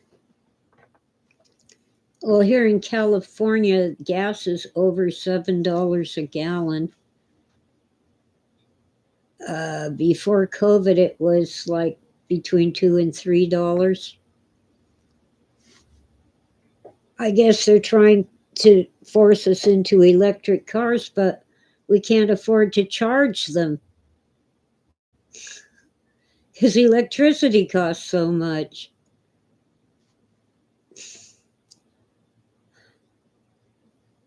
And our electrical grid sucks. The mountains actually don't get as many power outages as Los Angeles. Los Angeles gets brownouts where the voltage isn't as high as it ought to be, which can wreck all your appliances. And they have rolling blackouts where, okay, this neighborhood goes down for 2 hours and then they come back on and this other neighborhood goes down for 2 hours. Sheesh, another reason never to live in LA County again. Hi, Victoria. She recommends coconut oil.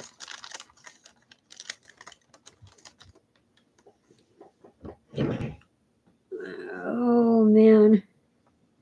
You enjoy listening to me ramble on about nothing and everything?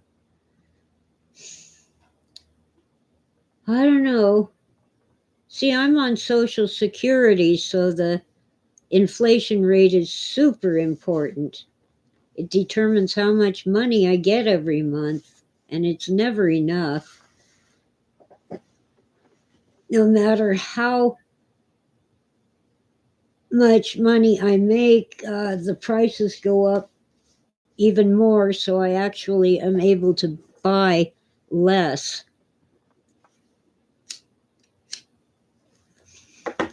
Before COVID, I could have a steak once a week. Then over the past year, it was once a month, but now it's, no, I don't think so. Can't afford it. I'll get hamburger. But so far, I have not given up bacon. Coconut oil mouthwash? Dawn has coconut oil mouthwash. It's supposed to whiten your teeth. That's interesting. The thing about bacon is I save the grease in a jar. I use it for cooking instead of vegetable oils, which are really seed oils. The thing is, if you just have the oil and not the little bits in it, the grease itself has no flavor, so it doesn't affect the flavor of your food the way cooking it with bacon does. Although sometimes you want the bacon flavor. It's like lard. In a sense, it is lard. It's rendered pork fat. I'm sorry to all the vegetarians and uh, those who keep kosher, but lard really is the best fat to use in cooking. Except for butter. When I'm baking, it has to be butter.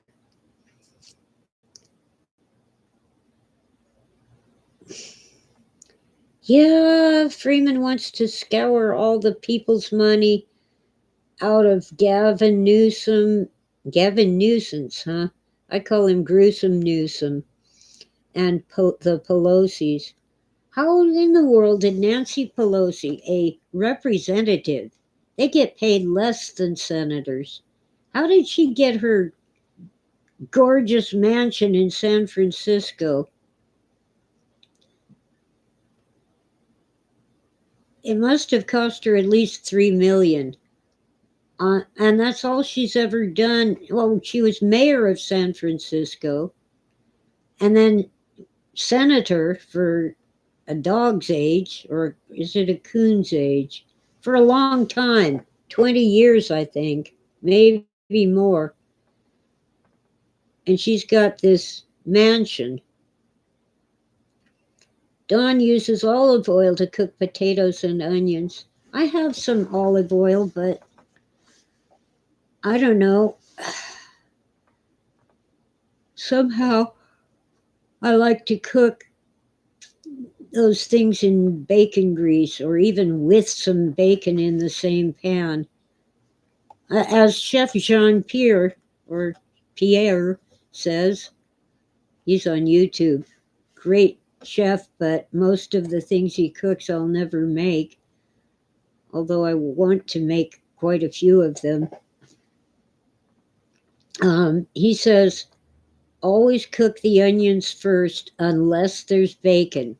Then you cook the bacon first and cook the onions in the bacon grease that's left in the pan.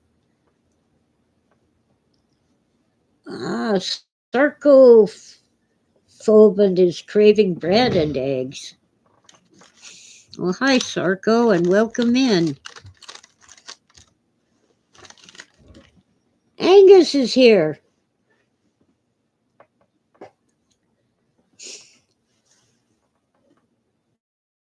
He says, "Good morning, Vietnam." Yeah, that was a great movie.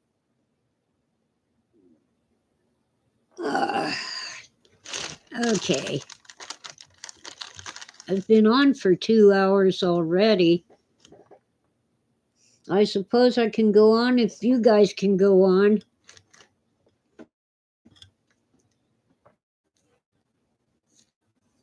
Oh, Robin Williams was amazing. I wasn't all that thrilled with Mork and Mindy, although I watched it because that was great. The two of them together. Wow.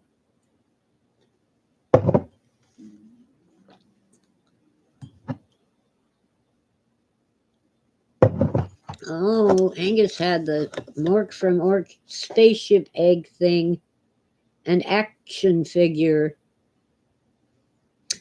My son had the Mork shirt, the Mork pajamas, a t-shirt and whatever. Hi, Jorge.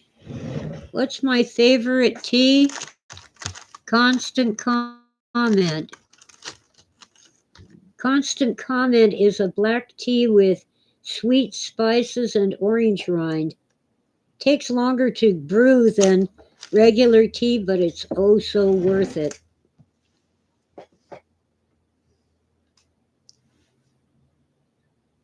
Yeah, I kind of suspect, Freeman, that the Pelosi's and many others made their money on insider trading, but at least they didn't extort foreign governments and companies.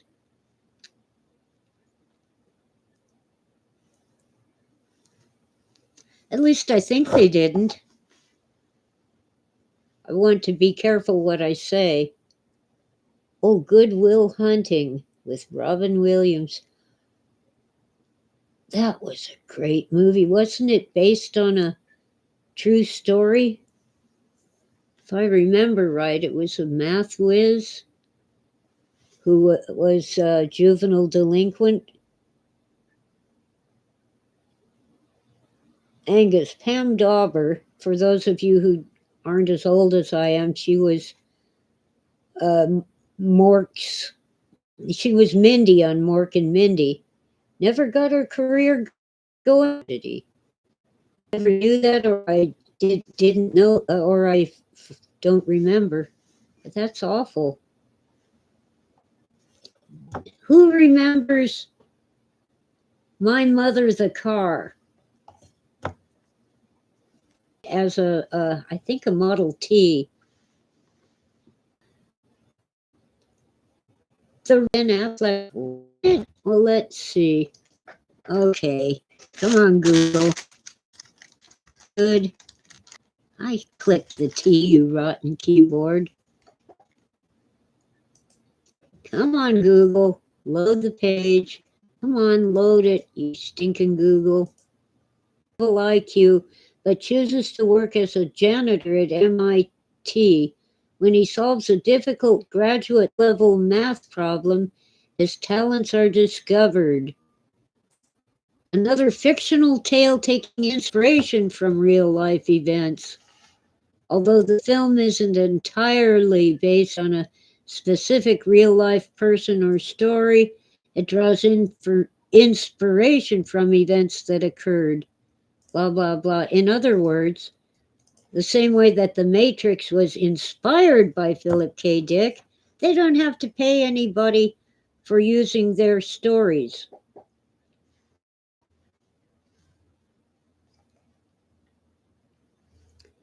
Angus says, by the way, Conrad Janis, who played Mindy's father on Mork and Mindy, was a professional trombone player and roommate with the writer Robert Ludlum at Wesleyan.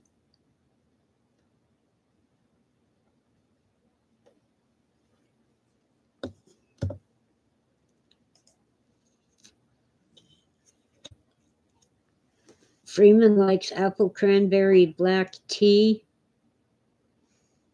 stuff from a brand called Vive. For a minute, I thought you said band, like music. Angus's grandparents knew Ludlum. I met a lot of famous people, but we didn't really become friends, partly due to geographical distance and partly we just didn't hit it off. I really like Norman Spinrad. Not only is he a great writer, he's a really good person. T. Vive, Freeman says. Okay. Isn't that what I said? Or do you mean T. Vive? Whatever. Like revive? Norman Spinrad wrote a lot of humorous stuff, but his is he the author of that?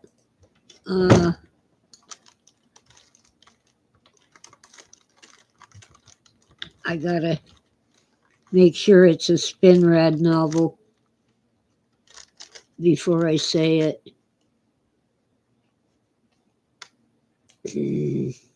I hit the wrong key again.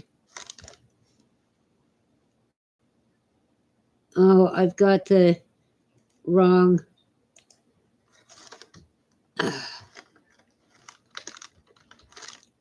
Wrong word. I think it's. Come on. Helping me. Okay, I'll do it another way. Yeah, Bug Jack Barron, a 1969 science fiction novel by Norman Spinrad. I think that's the one. He won the Jupiter Award and the pre-something. Google doesn't give me all the um, info. When a cryogenics millionaire makes Jack an offer he can't refuse, immortality, anything can happen. So it's Bug. I don't think Phil ever met Norman Mailer. He met Norman Spinrad. Oh, Angus corresponded with Spinrad when he was in college. Last time I checked, Norman Spinrad was still on Facebook. We seem to be Facebook friends.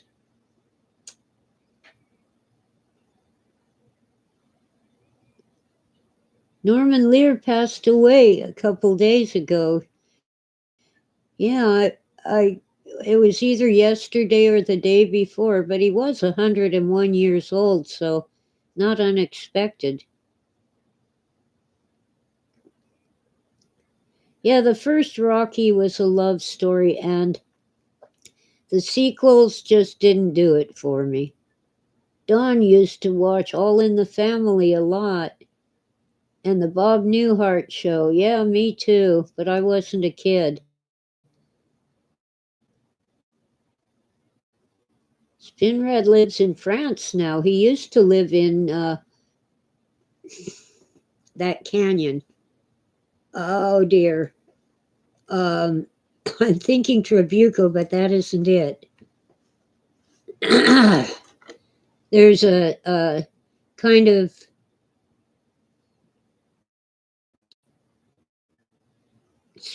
spiritual, highly liberal canyon in Los Angeles County, and it's an amazing place. They have a place called the Mermaid Tavern, but I think it burned down, but they had it, and it was a restaurant that served real food. I mean, like when they made chicken soup, it had the bones in it.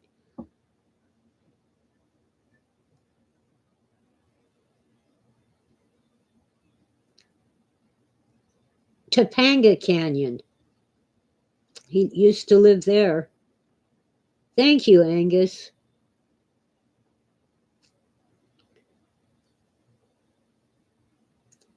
Don liked Rocky too. Likes all the Rocky movies and Creed movies. Oh, yeah, the spin off Apollo Creed. Oh, Newhart had two series and they were both great, especially the final episode of the second one. I had this dream in which I ran a resort hotel and I was married to a blonde, and his wife is in bed with him, not listening. Was that Suzanne Plachette? Anyway, she's a brunette. And she wasn't really listening to Lynn, and she sits up and says, "A blonde? What blonde?" Because he didn't know what he looked like. Oh, Taxi. Love Taxi. Yeah, well, there's. When I was in college, I was forced to read Thomas Pynchon's The Crying of Lot 49.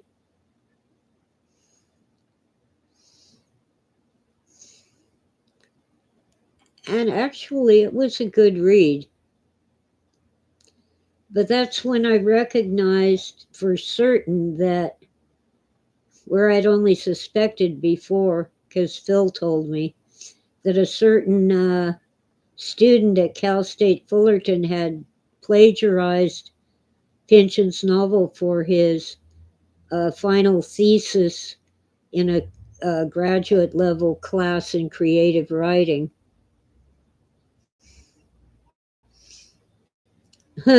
Sarko tried to read Gravity's Rainbow. Well, when I can't read a book, either it isn't for me or I should wait a few years. And I still can't tolerate horseradish because of the baked potato accident in which I thought the horseradish was sour cream.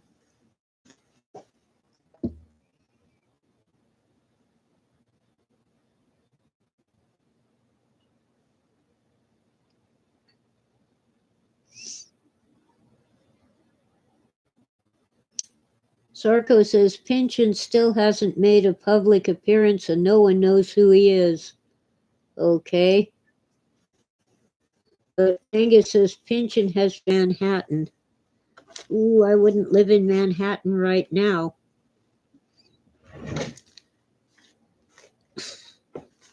Not only is it dangerous, but the taxes are outrageous.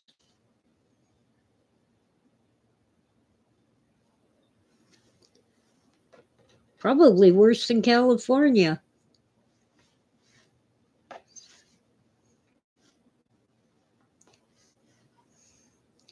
You know, I fuss about paying $12 for a pack of cigarettes, but in New York City, they're $20. Yes, Freeman, Norman Mailer married his own ego. I believe it.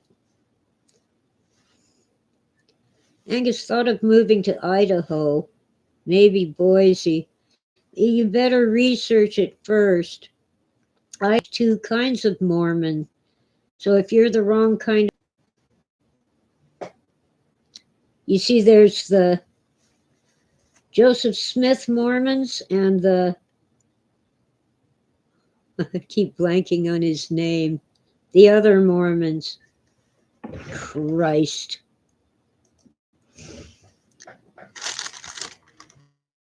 Without thinking about it. Come on, load it. Was founded by Joseph Smith, and when Smith was murdered, Brigham Young, Mormons, and alcohol. Yeah, but they don't probably get marijuana cheaper than that, and it's legal in Colorado. Last time I was there, 2019, the second and last time, we're outside smoking pot instead of cigarettes.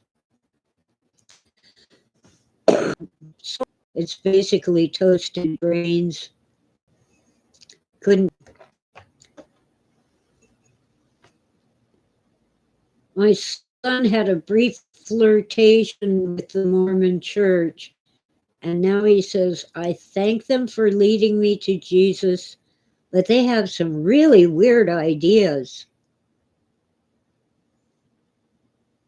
They're all good people, but some of the things they believe I just can't go along with, etc. You can some of the things they believe are way out there. And my great grandparents were, they escaped from Utah to, and I mean 1900. Look how it was then. Watch New York City 1981, a most violent year. Freeman came up with Brigham Young.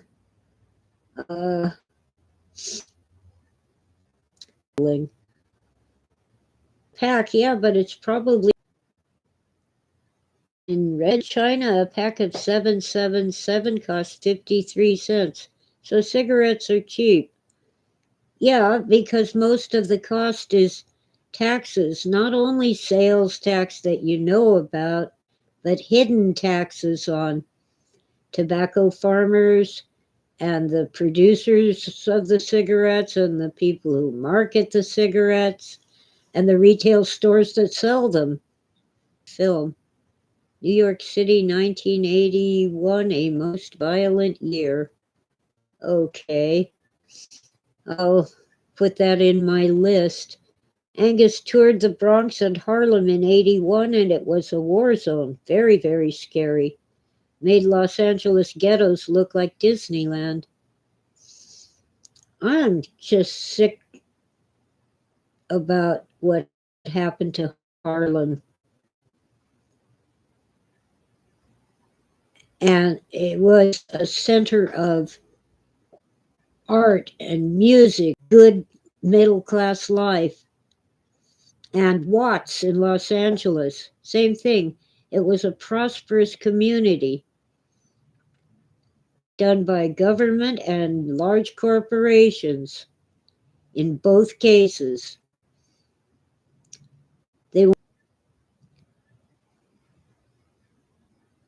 It's sick, twisted, and evil.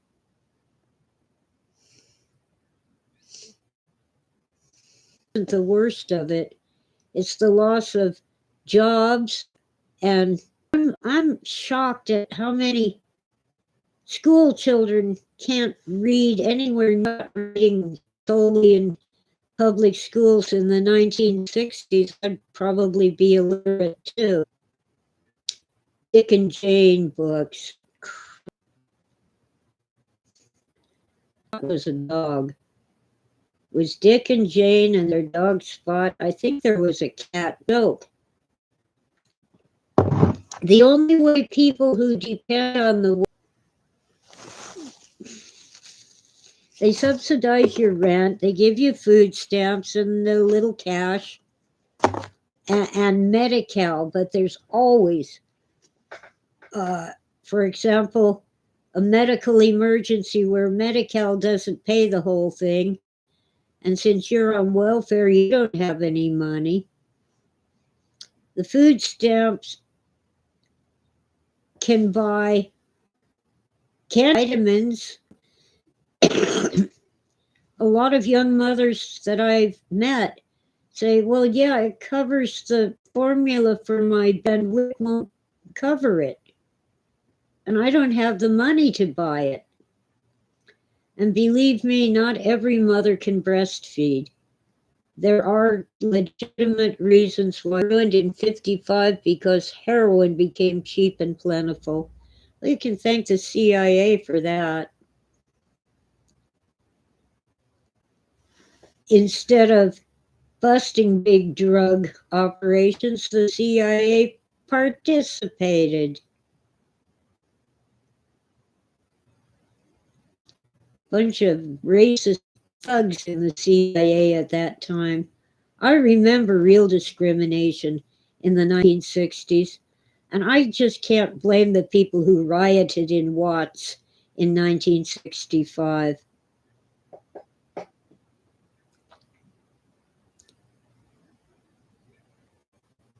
I've known it as income so they can reduce your welfare payment. It's that bad.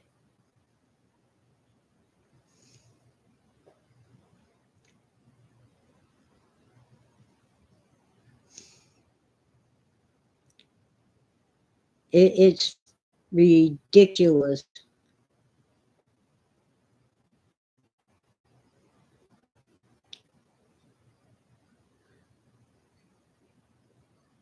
I'm just shocked at what they do to people. They keep them just barely surviving in poverty. If someone on welfare gets a job, they take away their benefits. Well, if the cash it doesn't hurt so much. They just reduce the cash you get off of what you earn. But they also take away your medical coverage and your food stamps. or reduce it severely. So you're no better off than you were just sitting on your butt watching television and eating donuts. The welfare program doesn't help people rise above their situation and make a better life for themselves. It traps them in perpetual poverty.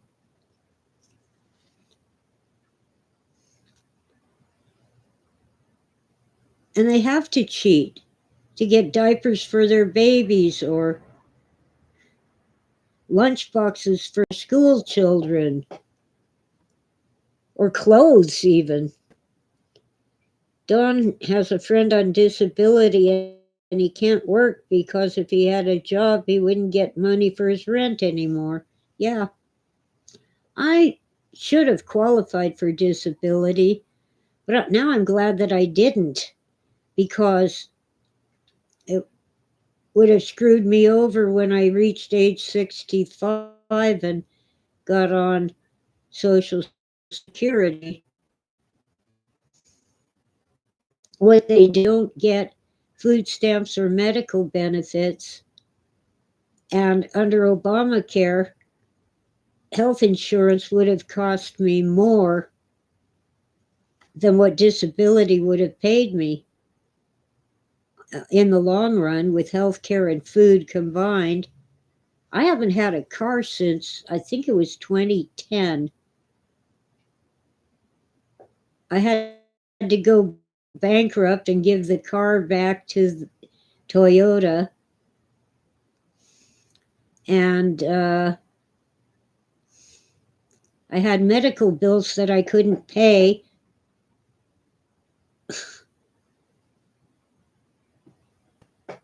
What's happening with Witta? Oh, I did hear from Witta. She's still kind of up in the air. At least once a week, they get a room in a cheap hotel. And she's hoping to be in a government subsidized apartment soon. She has two sons who are both over 18, and they're all disabled. So it isn't really a matter of money, except that by the time they pay rent, they don't have a car. They're in my situation between to keep a car, and none of them drives anyway. They're disabled. Oh, I don't think I could. I'd have to have a car brake pedal. This one had it on the blinker knob on the steering wheel, and I'd never encountered that before. So I couldn't turn on the headlights when we suddenly went into a dark tunnel where there were lights in the ceiling, but the lights were not working. Jeez. All I could do was watch the taillights in front of me and pray. Anyway, Witta has put down deposits on a place that's subsidized because they still have to pay rent. It's just a little cheaper. But she isn't sure that she'll get the apartment because of government red tape. But we'll see. If I won the lottery, I'd probably help her, but I would have to buy a lottery ticket. I can't afford to buy lottery tickets. Once in a while, I pick up a scratcher for $1. But that's pretty much my limit now. And I haven't won in ages, so I think the last time was Christmas of 2018. I won $10 on a scratcher that someone gave me for Christmas. So anyway, life is weird. Witta, who used to come in as What I Think About, has very little access to the internet right now, but she does send an email once in a while. Don says he had a third floor apartment, one living room, a kitchen and bathroom. $750 a month plus electric, which was like $30 a month in a loud neighborhood, loud neighbors. Oh, you had a studio, no bedroom. I had a studio once, but it was something like $300 a month, but this was like in 1990, 92 or 3. Now, I remember people telling me I lived in a cave because I didn't turn on the electric lamps during the daytime, the lights in my apartment. Well, I could barely afford the electric bill at $15 a month.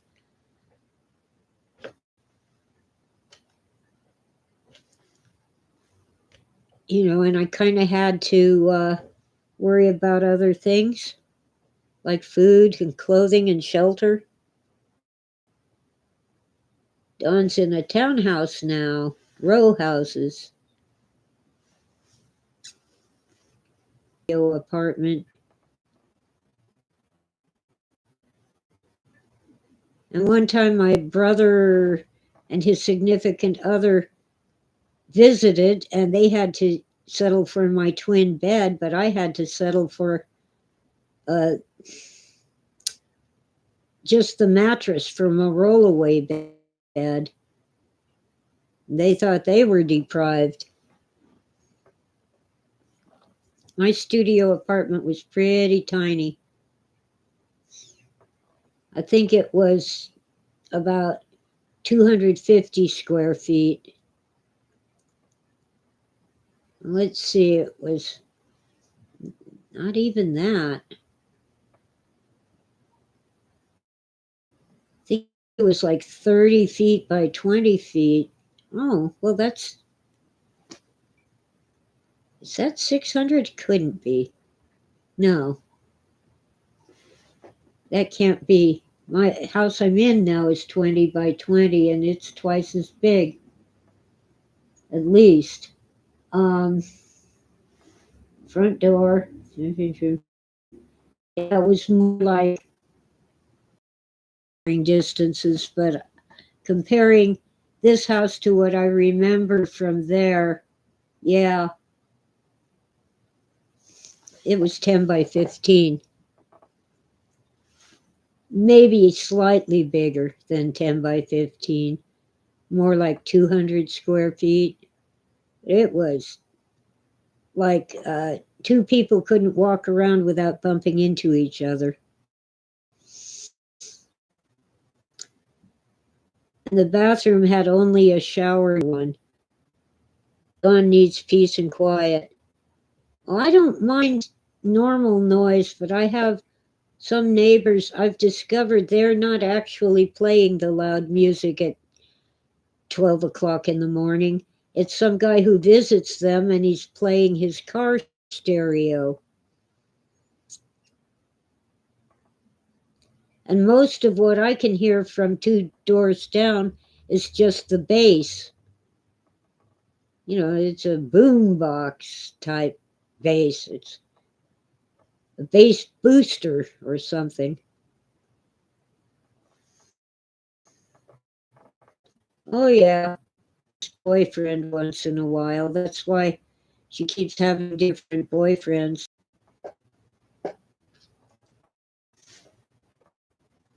And right in front of her small children. All kinds of words I never use. At the top of her lungs. Well, anyway, it isn't all the time. It isn't every day. And I've learned to ignore it. But I grew up in a large family, and I don't mind normal sounds or even noise. But darn it, if that guy has to play loud music, he's rock and roll, or even the 70s. Do it.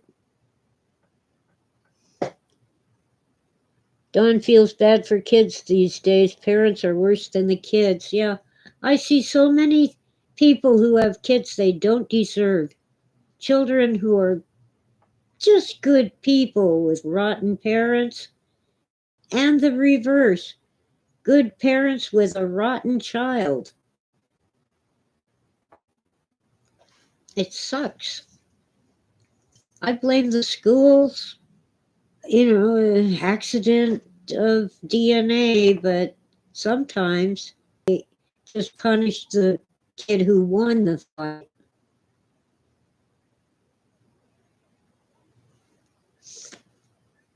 No matter who started it.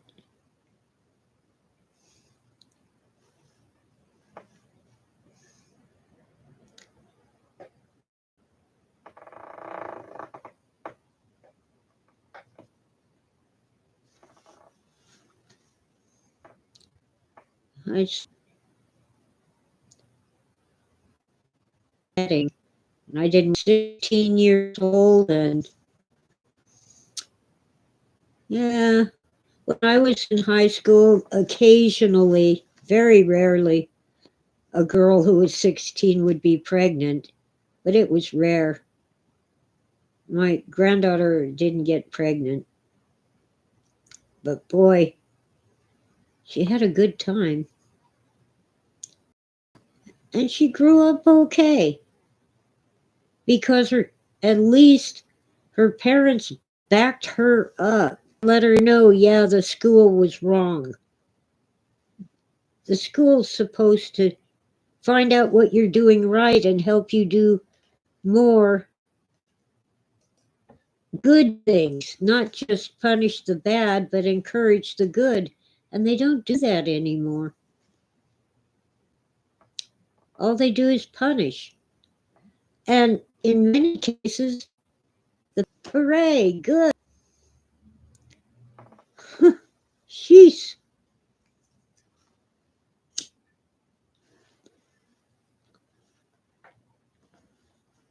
When I was in school, grammar school, grade school, whatever you want to call it, it didn't occur to me. I was like, well, I'd like to be a hall monitor. The kid who wears a sash and makes sure everyone behaves and just walks down the hall and doesn't run. Monitors were the bad kids. They were given I think that was brilliant. As long as they did a good job and were fair, and most of them were, because they were feeling so good about themselves being a hall monitor. They don't do that anymore. They just kick them out for 3 days or a week. And wonder why they do it again. Because they get to stay home and play video games, that's why. Oh dear, I'm getting close to 3 hours today. We're on a roll.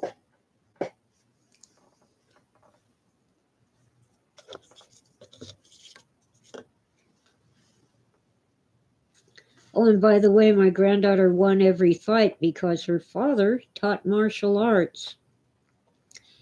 And he explained to you when there's more than one attacking you, just pick one of them. Pick the girls. Never the boys picking on her. Just pick the toughest one and beat the crap out of her, and the others will go away. And he taught her how to do it. So she won every fight, and so she's the one who was punished, even when 6 girls, witnesses confirmed, 6 girls jumped her in the cafeteria, got her surrounded, and started taking turns hitting her. She picked the one she figured was the ringleader and beat the crap out of her, and she got punished.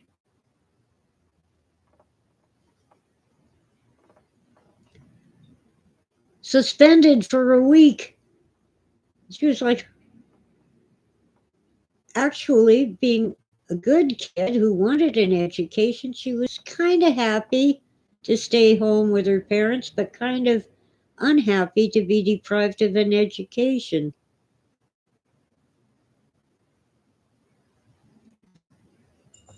I complained to the school board once. She was only, and it was known that she had a conflict with a particular girl in the class, and the teacher left the two of them in the hallway unsupervised.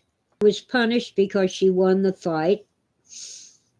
They actually got my granddaughter transferred to a better school where she wasn't, the teachers were not saying, "You're a bad kid," in front of all the other kids.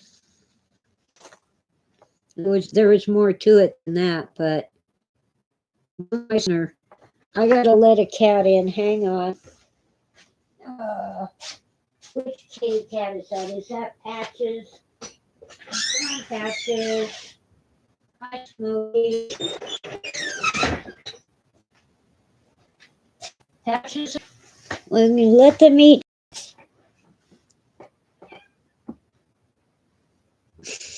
Freeman says hall monitor is a good way to get shank knifed.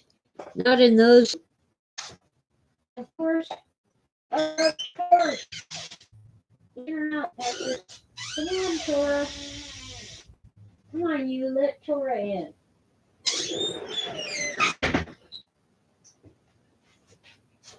Tora's in. Patches thought she wanted out but changed her mind. Ugh. I don't think they even have hall monitors anymore. But in my day, a fight among school children was just fists. By the time I hit high school, some people had knives or razor blades.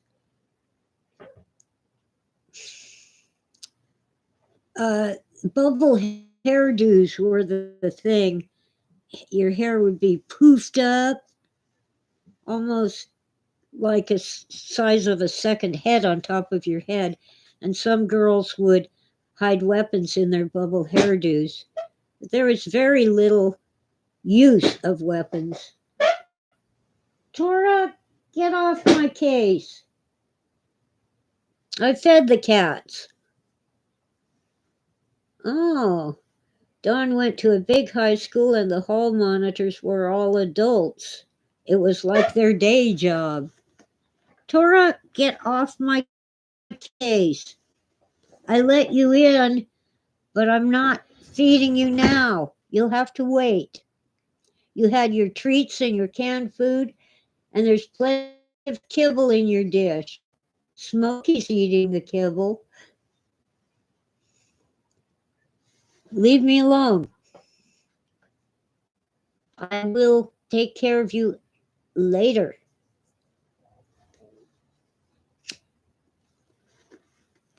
Cigarette keeps going out. You want a cigarette? That's what I've got. Cigarettes.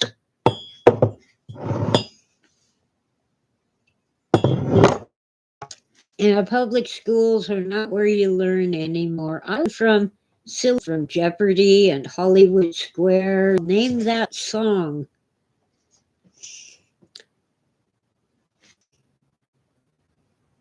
He fails his classes and has to redo the year.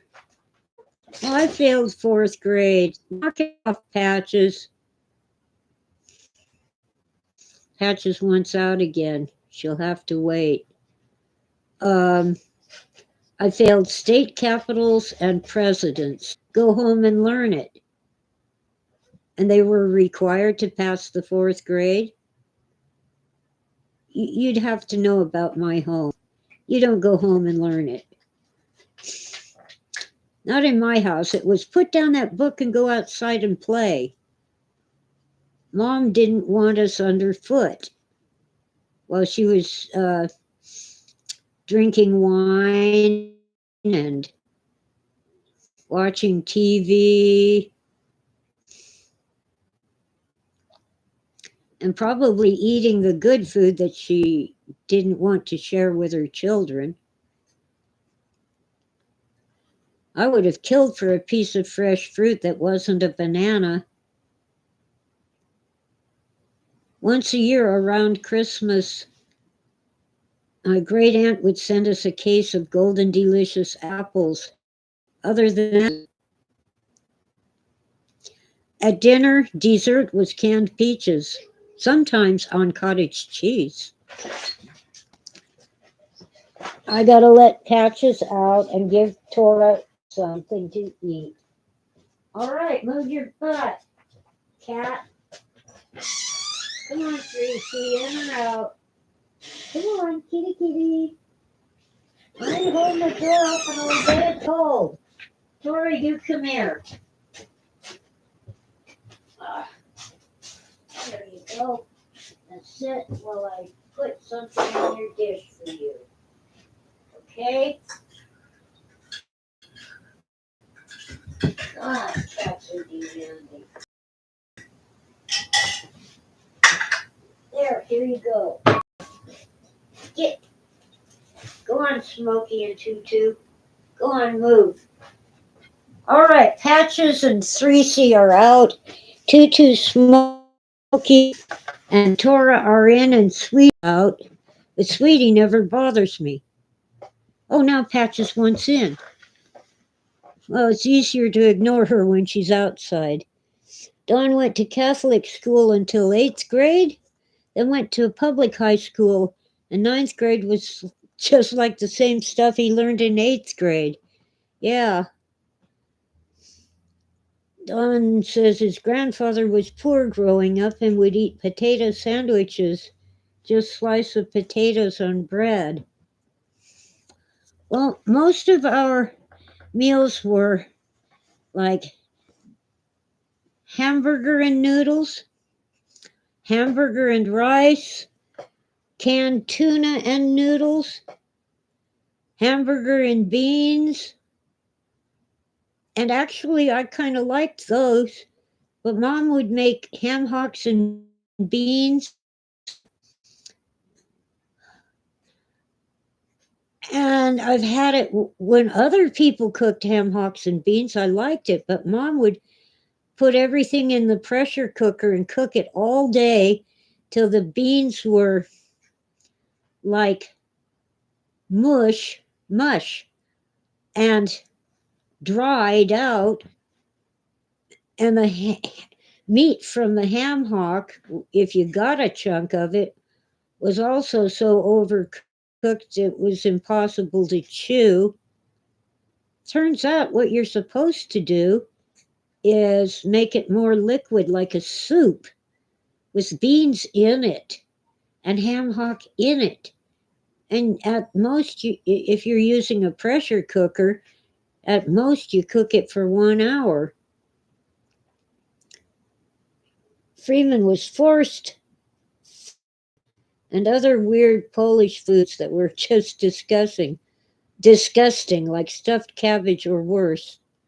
Well, Mom would make short ribs and cabbage, and it had a nice broth, but each of us would get one rib and a ton of cabbage, and she bought the cheap ribs that really didn't have much meat on them. I did like it, but I wish it had more meat.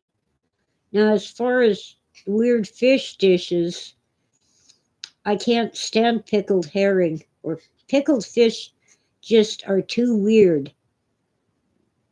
I don't want my fish to taste like a sweet pickle, but have the texture of, I don't even like the texture of herring.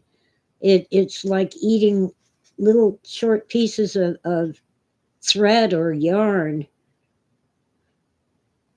Dawn likes stuffed peppers. Hamburger and rice in a green pepper. Oh, yeah. Yeah, a side of mashed potatoes goes with anything.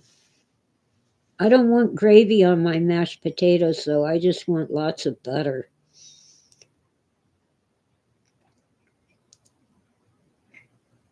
Yeah. I didn't have a stuffed pepper till I was in my 20s and I cooked it myself. Add a few chunks of tomato to the hamburger and rice. The stuffed cabbage, it depends. It can be really good if it's stuffed with like rice and tomatoes and hamburger, or chicken and rice and tomatoes. Oh, Don likes KFC's mashed potatoes. I make my own. I have, thanks to food banks, a ton of the dried potato flakes, and it's okay. I'll make that and then fry it in lots of butter. But mostly I use that to thicken sauces that I want to be thicker instead of flour or cornstarch. Yeah, Freeman's being a pest. He wants to ask if I might pick up the story of Seven's new book once again. He's desperate for what I think.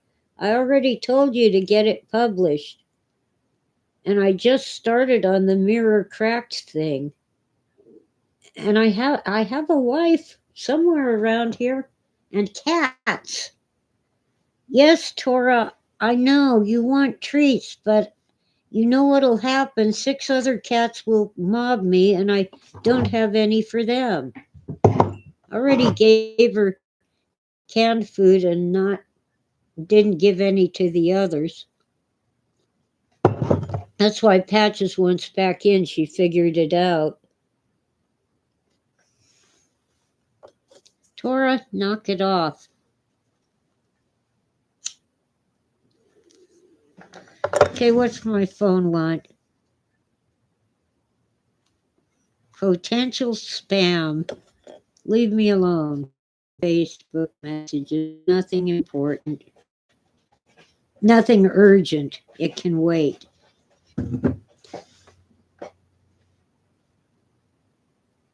Ah, Dawn's cat is napping next to the heater.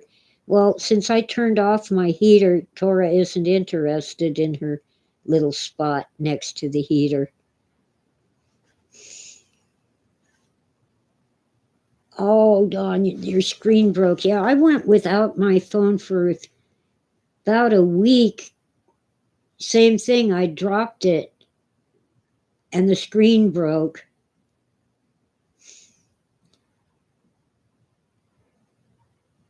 It's maddening not to have a phone. I can do most things on the computer, but I couldn't take phone calls or make phone calls. Google canceled my free Google phone number because I never used it. I suppose I could try to get a new one, but then it would get canceled again because I never used it. Also, I dropped my tablet and the screen broke, so I'm not replacing the tablet. Why pay so much money every month for a tablet that I rarely use?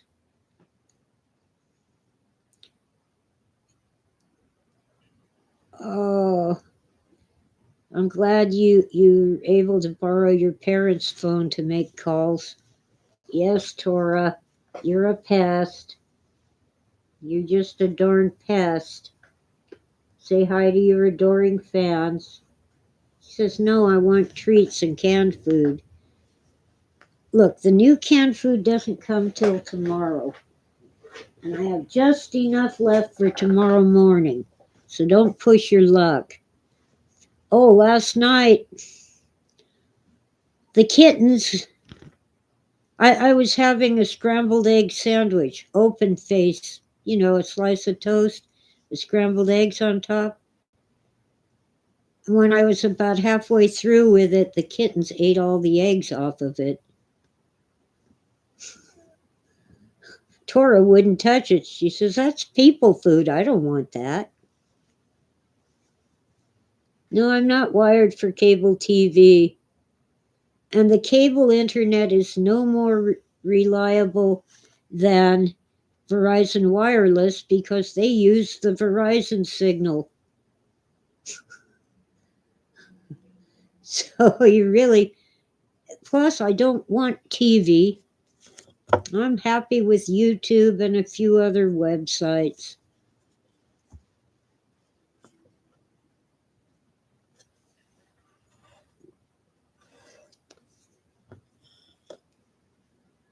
I played poker at a friend's house last month, but socializing has just been going to the grocery store and chatting on the internet. Well, Dawn, at least you're socializing. Oh, yeah, they say not to give your cats raw egg. We used to do that. We'd, break it up, whip it with a fork real good. Cats seem to like it, but now they say don't give them raw eggs, only cooked eggs. Dawn's cat only likes dry food, doesn't even like chicken or tuna or any wet food. Well, make sure your cat has a full water dish at all times. They need water, especially when they're eating nothing but kibble. Yes, Tora, you're cute. Now get off of me. I drank all my coffee and all my tea, and I think I refilled my water once. Hi, Morgan. It's been 3 hours, and I've been looking for an excuse to sign off and deal with marauding cats. Life with cats is always interesting, never boring. Everything in my house is a cat toy.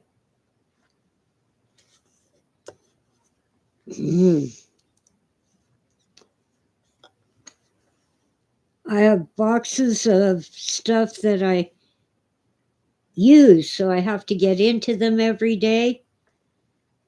But I have to keep the lids of the boxes taped shut, or the cats will pull everything out and play with it.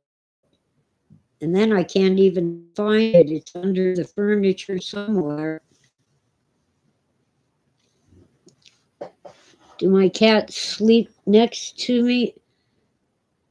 Tora is the main sleeping with me kitty cat, usually next to me, rarely on top of me. But Tutu, one of the kittens, she'll hop up when I'm lying down and start kneading my belly. And the way she does it, she pulls the blankets off of me. She's so sweet. I can't get too angry with her. She just likes to cuddle with mom. Another car going beep beep. Well, I don't think the United Parcel truck goes beep beep. But I hope they get here soon with the new supply of cat treats.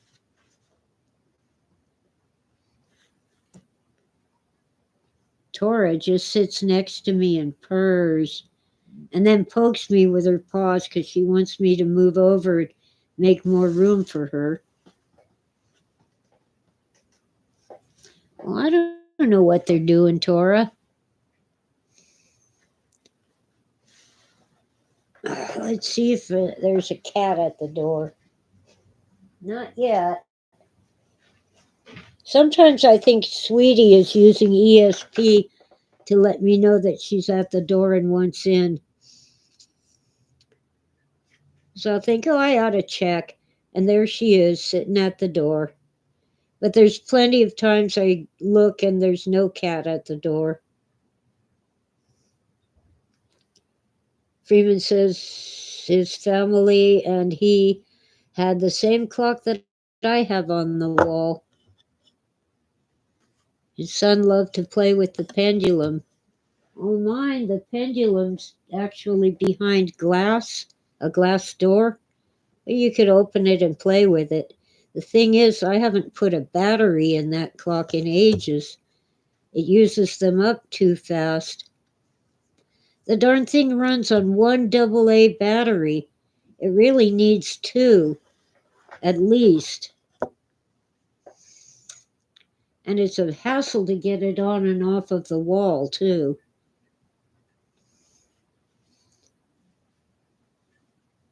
Sadly, it's one of the things I might sell on consignment. I like the clock, but man, I want to get one that you wind up, because then I don't have to go buy new batteries.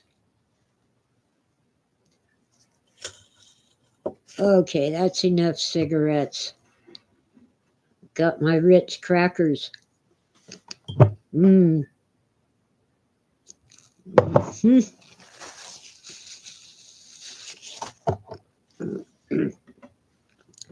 You see, I don't have breakfast till after I do my show.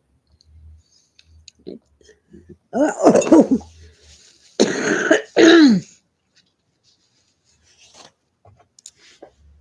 Cracker crumb hit the wrong spot in my throat. Oh yeah, cuckoo clocks. They're awesome. Except when it's the middle of the night and it goes cuckoo, cuckoo.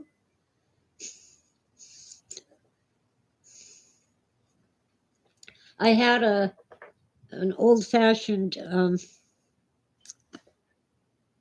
clock.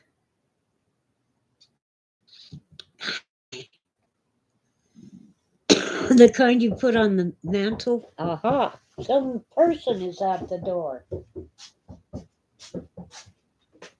Hello. How are you today? Still on YouTube Live. Oh, I'm sorry. Well, it's been 3 hours. I can. Well, you better go back. 3C, if you want in, you gotta come in. Come on. Kitty, kitty. Kitty, kitty.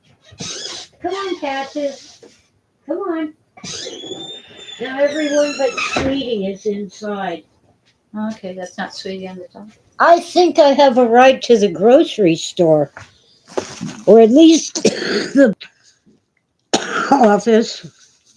I'm choking on rich crackers. Well, I liked the Westminster chimes until this clock started playing them every 15 minutes, 24 hours a day. Woke me up 4 times an hour. Anyway, guys, my ride is here. So let's do the sign off. Thank you all for listening, and I left typos too. They're easier to fix. All right, let's put in the comma and hit it, guys. Camera. Yeah, it's our local historian. See you guys. Thank you all for coming in. 3 hours and 11 minutes.